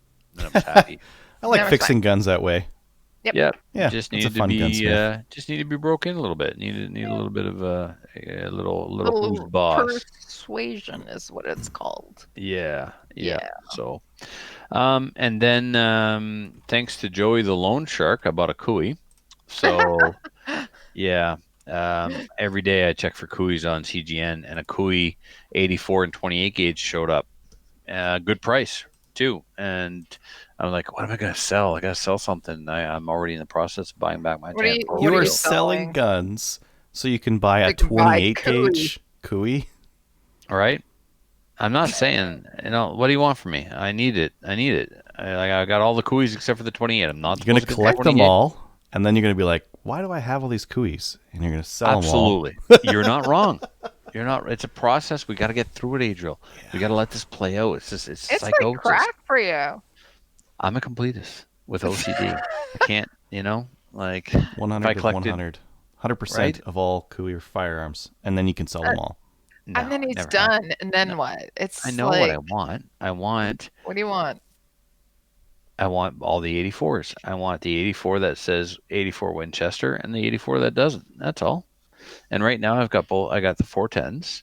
I got the 16 gauge that says Kui Winchester. I have a line on a 16 gauge right now. Guy sent me some pictures tonight. That is the right, so I'll get 2 of each. Right? What's wrong with it? I'll never probably find a 28 gauge that has Kui Winchester on it. If I do, it'll be stupid money. And for what? Like you said, for what? So you have a 28 gauge that like the most obsolete gauge of all the gauges? Stop it. What's wrong with you? I need help. Let me make meds for what I have.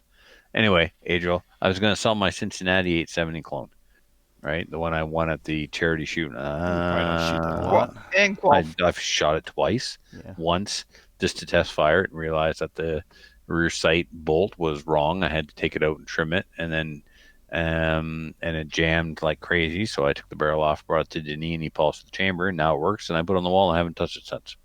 So anyway, Joey thought he might be interested in it until he found out it was actually a clone and not a real 870. So he's charged me points.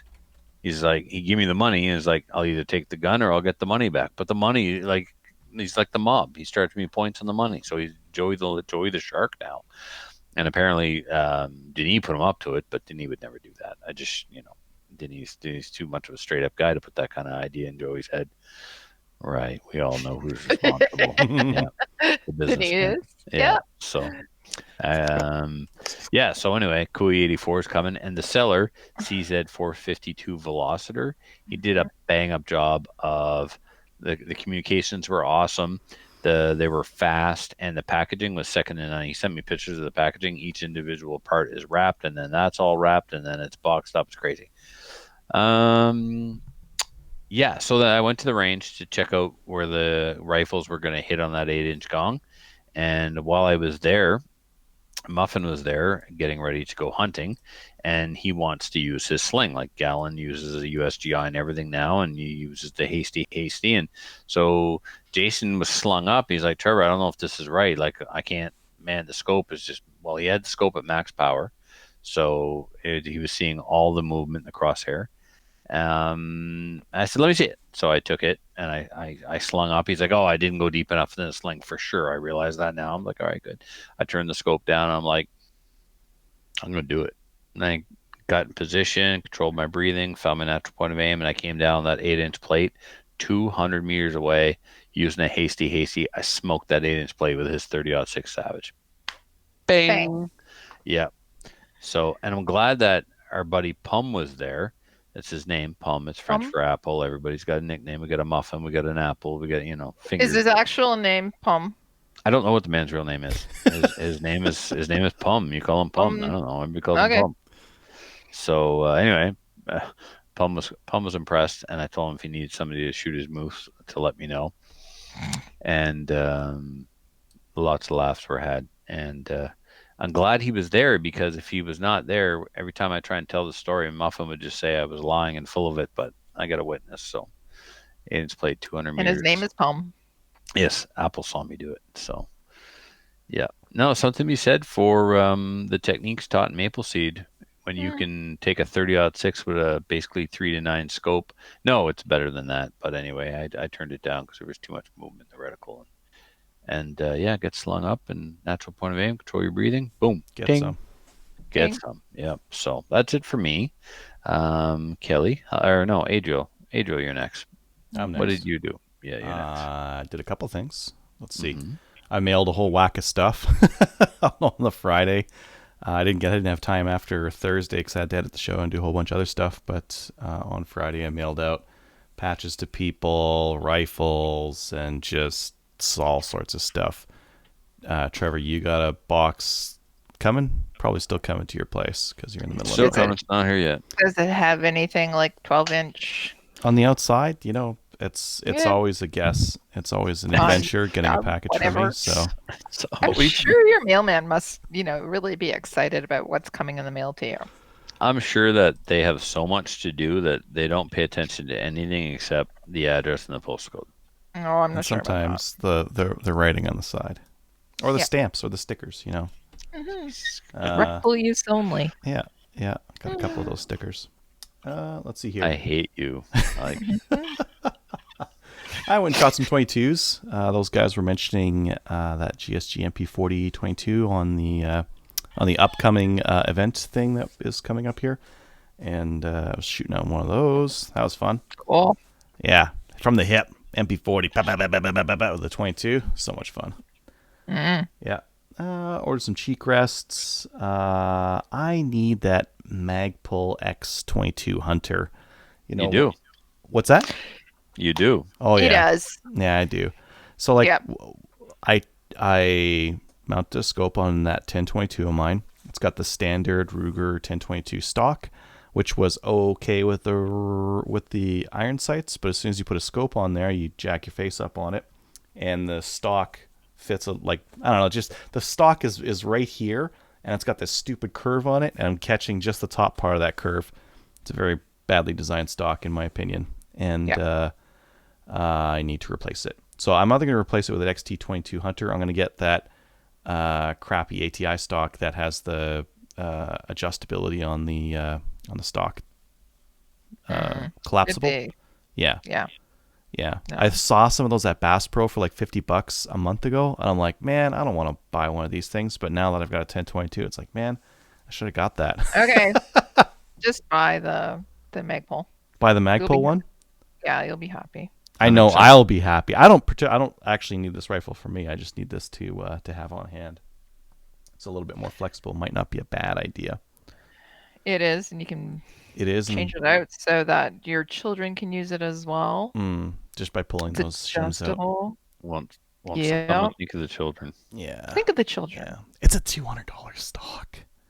The Yeah? X22 is $200 for a Yeah, I know. plastic Kelly stock. bought it for me for shaving my legs or for Christmas or something. We you need remember? something. You're going to be. You need to find a reason to have Kelly buy it for you. No, Huh? Kelly's not going to say anything anymore Huh? because I know Trevor. I double dog dare you, and he goes, okay. And I'm yeah, going, sure. why I'm did you doing open it. my Gun mouth? parts? What do you want me to do? Alright. Just shave my legs, hey? No biggie. That was an easy one. Yeah. Okay. Cool. That Yeah, I was need also that. a fundraiser at Christmas time or something. Yeah. It was after Christmas. Yeah. Did a bit of bow that was hunting. after it. On my stand.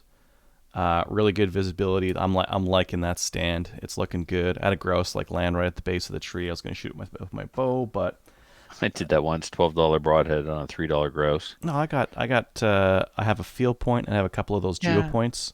I do too, except I left them home because I wasn't planning on shooting a grouse. You don't take your quiver on your bow?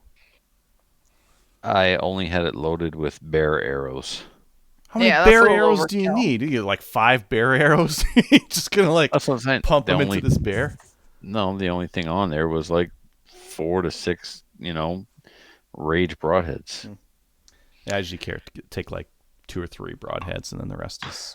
Plus, also, smattering I think where that stand was, Adriel, I had never seen a grouse before. Mm. And they came out of the woods like a gang of teenagers. I felt threatened. Like there was like 8 of them all just like Coming strutting right their at you. stuff. Coming right at me. It's a good thing I was up a tree. Not like a bird could get me up there. But anyway, I'd do something. So I took one out and the rest ran away. I left this one. It's like, no, go make some more. My boy will come shoot him. Yeah, I didn't need that grouse at that minute. Normally, I would take anytime I see a grouse. I got my game bird. Yeah, bow and arrow, sure. But I'll wait this time out. And I think that's it. That's it for me. That's Kelly? it for you? Yeah. Okay. All right. Well, I did not do much. I went and spent the weekend having a slumber party with some Gunny Girls for the calendar. We did a Gunny Girl calendar shoot. I wanted to say thank you very much to Tracy Wilson. She came out. She brought Colin, of course, in summer. And she also brought Moose. I met Moose. He's fantastic. He's a Chihuahua. He's so He is a cute. chihuahua. He's so cute. But We should nickname him Skippy John Jones. Skippy John Jones. Anyways, Moose came out. I fell in love with him. He actually bit me. I don't know if you can see it.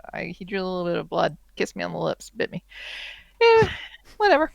It was a lot of fun. Why was your mouth that close to his face?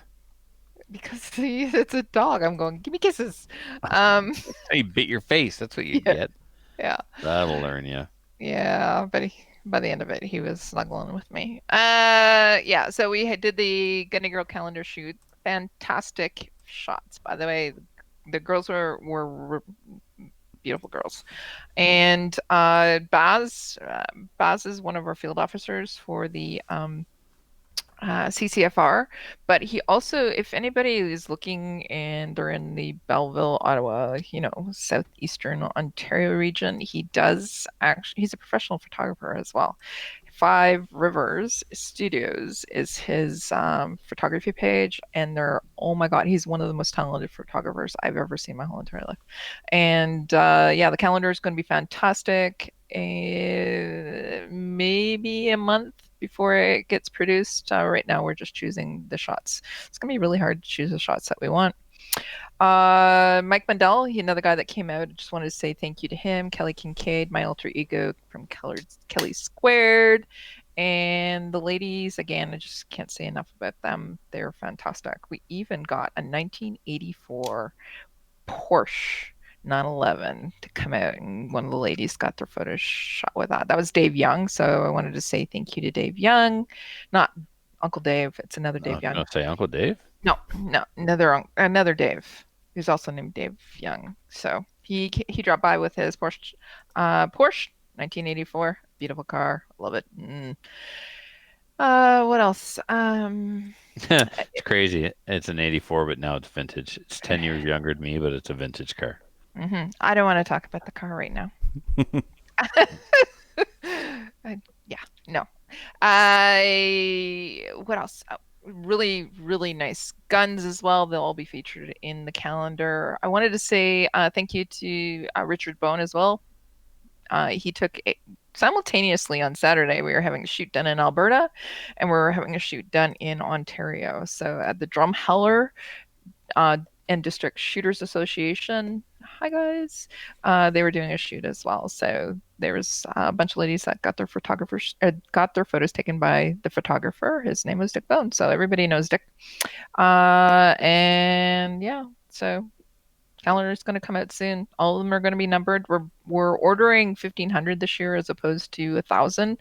Last year we sold out the 1,000 by January 1st. So we're hoping to sell it even more. So 1,500, they'll all be special numbers. So you register it, and then you get to win prizes like guns and different things as well.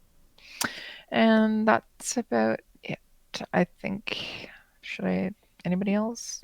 No, I think that's it with thanking everybody and giving everybody a shout out. I probably missed somebody, but thanks everybody. Upcoming events. Destination Disney, we have some guests on to speak about that. All right. And thank you, Corey and Dave, for coming on and talking about this worthwhile fundraiser. Everybody get out and buy some popcorn, and maybe you can win some stuff as well. Let's send Hayden to Disney because really good cause. All right. October 5th and 6th is the Newfoundland IPSC Provincials in St. John's Rod and Gun Club. That's in St. John's in Newfoundland, not St. John, New Brunswick, Adriel. This is a level 2 IPSC match. Registration closes on September 29th, so get out there and register. You can visit their Facebook page and register through that. Trevor, do you want to talk about your pistol fundamentals course? Yeah, there's a couple of spots left, and I do mean a couple.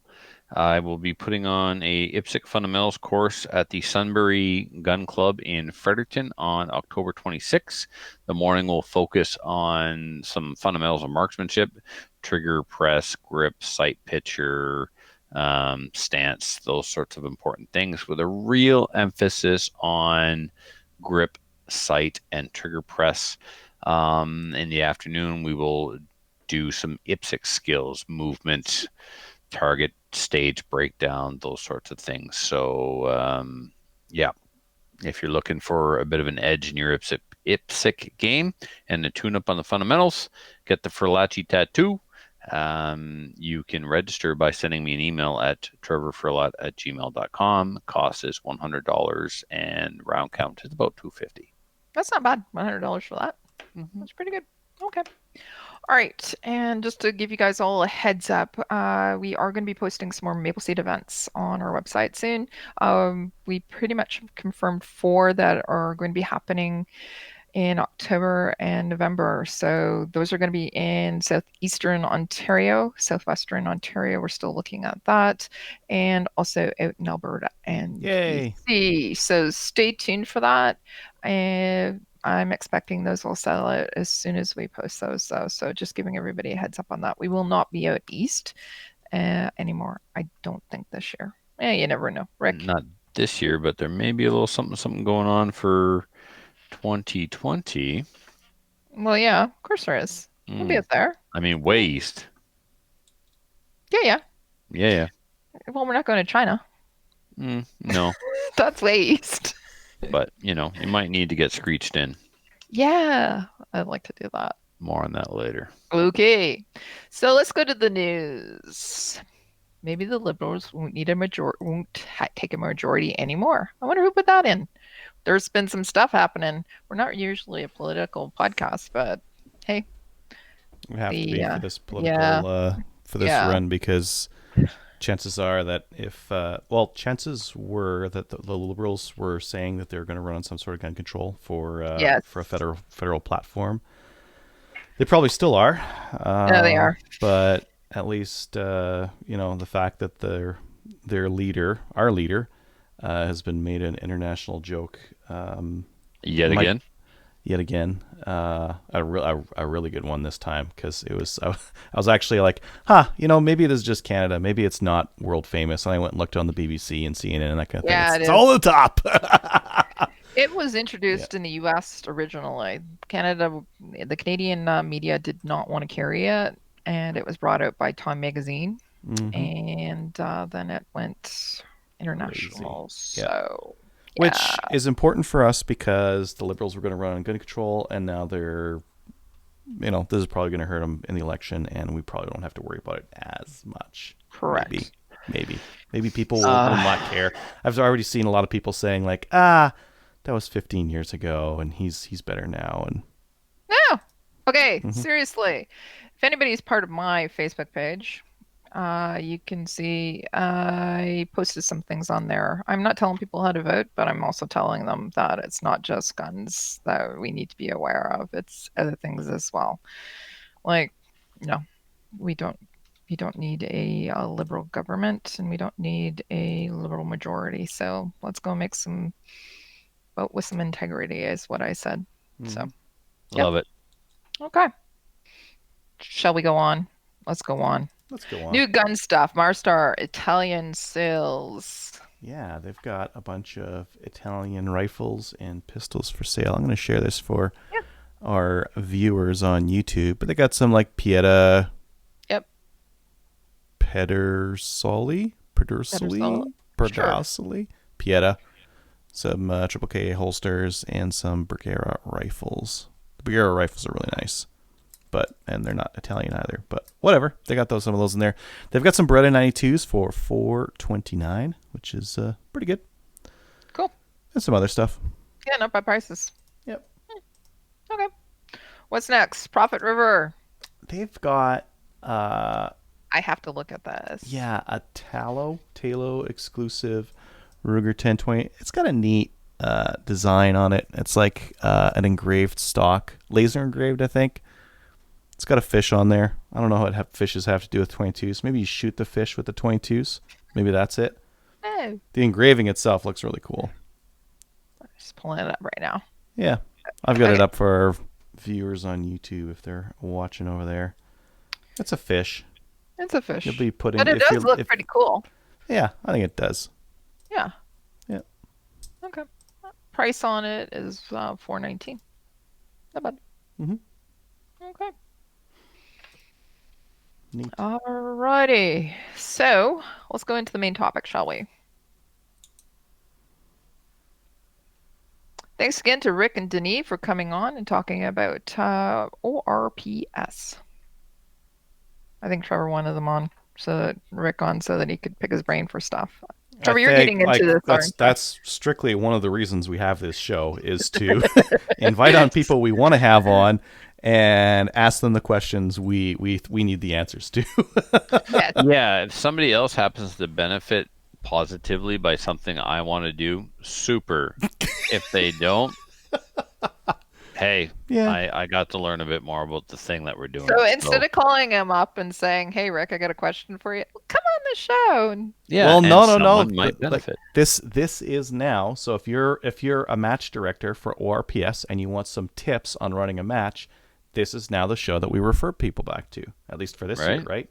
Yeah. That's It right. totally makes See, sense. Kelly, it seems like it's just about me, and really it is, but it's it is all about you. It is. It is. Other people can benefit. You're absolutely true because it's us.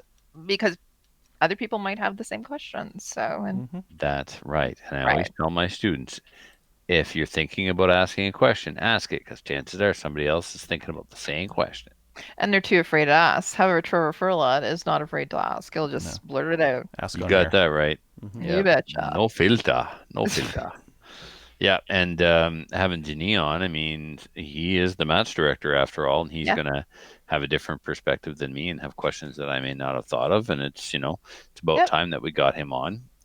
So Has we he were never so- been on before? never been on before. We were going to do Seriously? something a couple of I years thought we ago had with him on before. Yeah, I thought we had him on before too.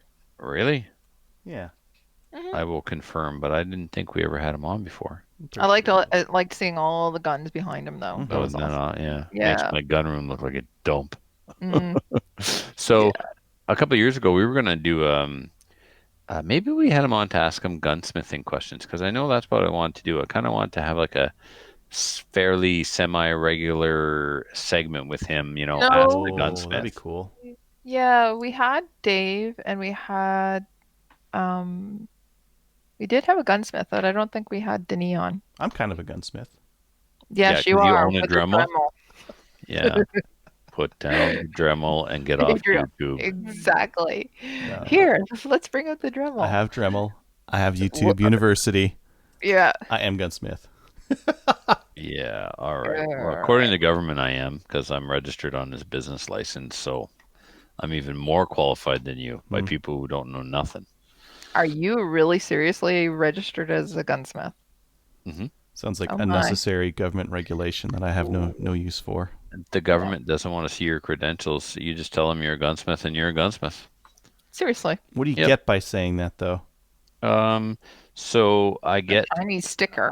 covered by the business license. So if I need to bring a customer's gun home from a match, I don't have to worry about an ATT. Oh, That's I the got to make primary myself a reason we did it. gunsmith, and then anywhere I'm at, Yeah, you I'm can on the take way home to a somebody's gunsmith. restricted. I'm on the way home. Hmm. That's So how it works, right?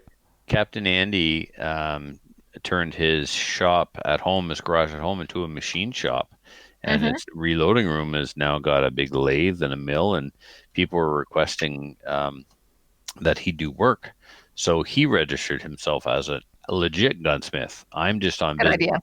Yeah, Yeah. I'm just Denise employee, so I'm on the business license as an employee of a gunsmith, not probably specifically as a gunsmith. I bet you I'm there's just like kind of storage playing there. requirements, like special There business is. storage There is. requirements. So they had to come inspect Captain Andy's place Yeah. because he'll be storing other people's guns there. They don't inspect your place for how you store your own, but if you start storing other people's, then they come out and they inspect. So they went to Captain Andy's to check stuff out. Nah, I don't want to do this anymore.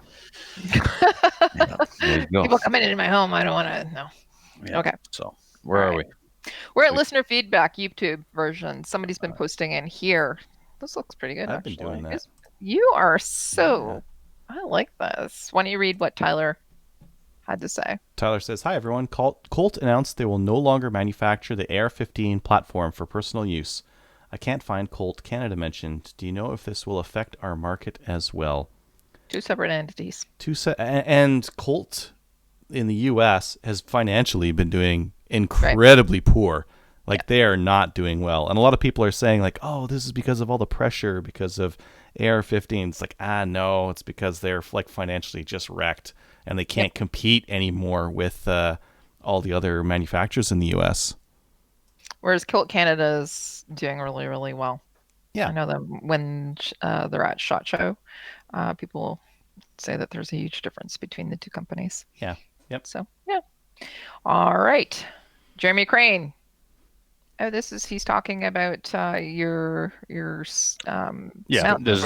Before the Hornady came out with this tool, you used to take a case, put a bullet on it, cover it in soot or marker, and push it until it touched the lands, and then shorten it, put the marker back on until it didn't touch the lands anymore. It's the old school way of doing it. He's also talking about using. He was making recommendations on scope mounts. So he's saying, you got to get a Warren cantilever mount, the X Skeleton one. It's lightweight. Separate rings on ARs are for noobs, is what he was saying to you. Yeah. Well, these were bought for charity, and they were $200. So that's why we're going to be going with these. Yeah. He's not wrong with the cantilever. I got a cantilever on my 3-gun AR, and I do like the look of the Vortex cantilever on this gun with this scope. I really do. But, won't it be higher than those rings are right now? Cantilever is not higher than this, no. The cantilever would be about the high, yeah. Really? Mm-hmm. That's surprising. Okay. He also Jeremy go continues. He says you should do a ladder with case overall length, just like with powder. Just like each one has nodes in velocity, they also have sweet spots in jump, like the amount of jump they have. Yeah, he's not wrong. So you do your ladder load, and then you can. I don't know.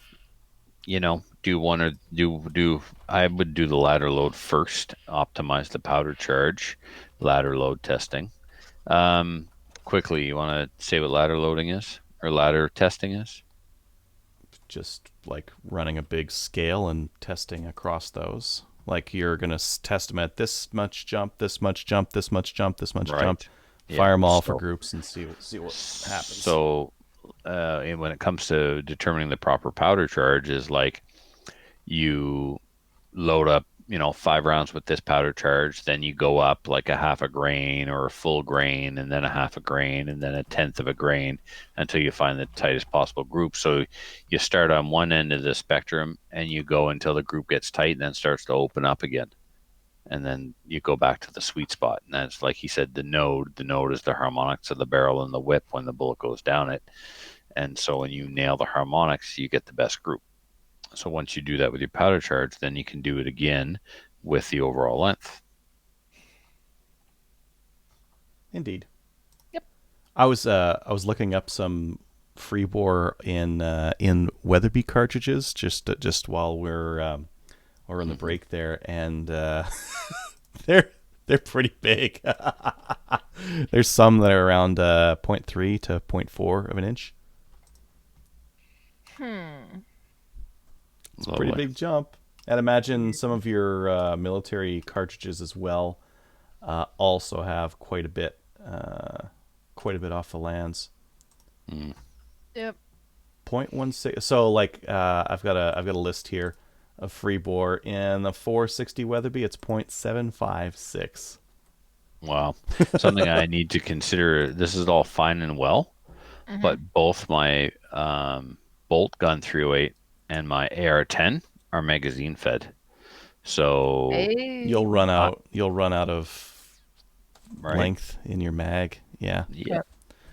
Then you just seat to 2.8 or whatever your mag is there, and Which off you go. which I'm already 2.8 on the bolt gun, and it's super accurate. So, and I won't I will not sacrifice my mag in the name of accuracy. Okay, if I can shrink my 200 meter group with my bolt gun by single feeding, shrink it by 1/4 of an inch. If I go longer and then single feed, I won't do it. I'll go as long as I can within the mag limits, but I'm not gonna. I bought that chassis with a mag for a reason. I'm not gonna forego the mag. Yeah, I mean, how much accuracy, right? What are you Right. giving up? Are you giving up 0.1 on a one like a 0.1 MOA? Who cares? Right.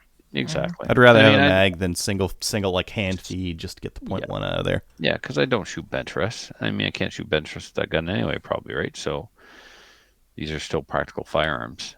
So I'm not giving up my mags. Yep. All right. All right. So Brad B. Brad. Hi, Brad.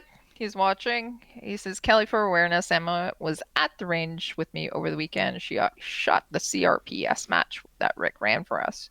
She ran the gong out at 275 yards. I attribute her confidence and success to Maple Seed. Emma is Brad's daughter, and she's fantastic. She's awesome. But shooting out to 275 yards, that's awesome. Giddy Well up. done. Yeah, I said give her a high five.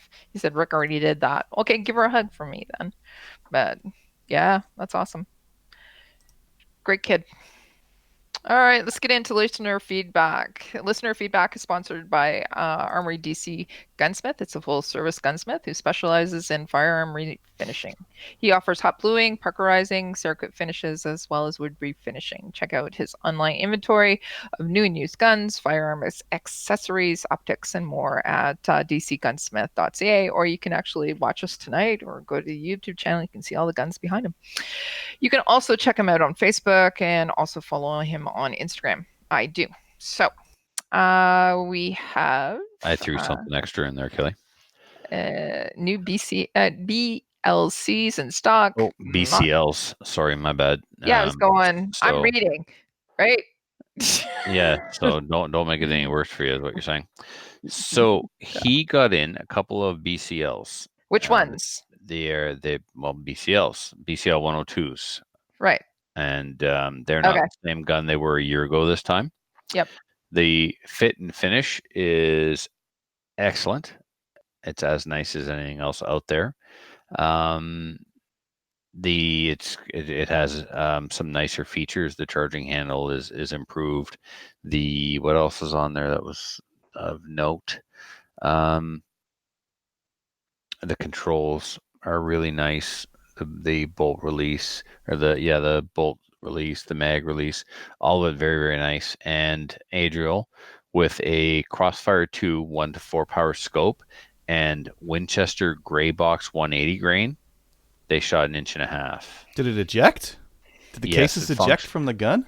It functioned flawlessly Woo, and improvement. was way more accurate than you would expect from a factory AR-10. So they're nice. They are nice. Yep, Yeah. they're nice. I don't know if the company is going to be around a year from now with the reputation that they have. I hope they are, because I hope that there will be some manufacturer support for this firearm. But I got to tell you, You I was like it? impressed. Yeah, I was impressed. I don't know. I won't get one. I've got my stag, but if somebody said, "Should I buy one?" I could say the two that are at the shop right now, I would say you should buy because I've laid my hands on them. Well, actually, Denis kept one for himself. A customer got one, and there's one on the wall. Okay. So, yeah, I don't blame him And for it's keeping been one. touched by Trevor. Yeah, I've pet it. Makes it worth it. Yeah. So anyway, yeah, just want to give the listeners an update because I know Adriel, you had nothing but problems with yours. Yeah, but Well, Adriel's not was nothing but problems, like specific issues with the design, The like ejector. the ejector, extractor combo, and springs weren't any good. There's a couple of like minor design flaws aside from that. They Yeah. may have worked it all out, man. Yeah. Maybe. Yeah. Were the fore ends lighter? Like the fore end on mine was like super thick. Well, it's no Maple Ridge, Hmm. but it's not horrific. Yeah. It's probably the same one. That's one Okay. thing that they should improve is a lighter fore end. Anyways, I don't want to talk about this. Let's not talk about it. Let's get to Edmund. I don't know. Is this last week's or we had He sent along a video of Okay. the TCR 22, and he's just mentioning that check out the video. It cycles subsonic ammo in addition to high velocity. It's got a last shot hold open. There's a loading assist button on the mag, and accuracy was good, 3/4 inch at 50 yards. Okay. All right. If you'd like to email a show, send us an email to slamfireradio@gmail.com. We'd love to hear from you. Send us stuff to watch. I don't know. Careful what you Anyway. wish for, Kelly. Just should have said email You know fanfare, what? move on. I was just gonna. Yeah, no, Just don't send know us. when to Yeah, listen. please don't send us any of that stuff. All right, Adriel, you want to read the podcast review that we just got in? You bet. This is from Thanks. Jonesy ATPL from Canada. Canadian content done right. Over 300 plus episodes of an informative and entertaining podcast. They provide a perspective of the firearms community that breaks the hunting-only stereotype. Better yet, they have helped introduce shooters to other versions of their common hobby. They have consistently pulled more than their own weight when it comes to firearms advocacy.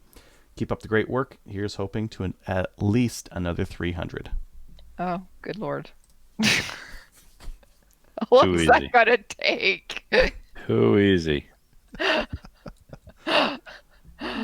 Yeah. Fun stuff. Okay. 300? If we do 300 more, do we get cake? Yes, Kelly, you may have cake. Thanks. All right. Let's see if we have some shout outs. Trevor? Yeah, I have one to Joey the Shark. Thanks for basically lending me the money to buy a Kui is what happened. I got to pay interest on it, but You it's know what'll only just- happen if you don't. What's that? You know what's gonna happen if you don't. Yeah, he'll come for my thumbs or something. So Kneecaps. yeah, he'll cap me. Yeah. Anyway, yeah, the Kui 84 and 28 gauge. It's only the second one I've seen for sale since I started this stupid obsession. It's almost like So- people don't want them. It's funny. Except for Trevor. Yeah, And then he's just- gonna sell them all. I don't Okay. think so. Okay, we record today's date and time. Mark We'll this. All right. We'll Adriel, see. do you have a shout out? No, not this week. Sweet. And I'm just going to shout out all the ladies who participated in the photo shoot this past weekend, as well as the photographers. Yeah, there are some good photos, by the way. Okay. Wow. Yeah. All right then. Alrighty. And let's yeah. Okay. Patreon. We do have a new Patreon. His name is Little Saint. That's actually what his name is, Little Saint. And he's supporting us for $5. What's his middle name? It's not little. It's Lil. Oh, Lil Saint. Lil Lil. Saint. Little Saint. Is it okay? Little Saint. Is that French? Man, just move on. If you would like to be a Patreon supporter, you can click on patreon.com and go to Slamfire Radio, or you can go to our website and click on it there. But you know what? we're actually going to be doing a Patreon episode this evening, maybe. Like We're right running now, 5 minutes. late. Okay. So that means just we're going to say goodbye. Go to Cabela's. If you're going to go to our website, click on there. You can get stuff. We get a kickback. Please join our National Firearm Association, the CCFR. Buy the Gunner Girl calendar. We'll get more women shooting. Check us out on Gun Owners Canada. Apparently, there's a guy that Trevor knows who's follows us on there. Hi, guys. And also like us on Facebook. Good night, everybody.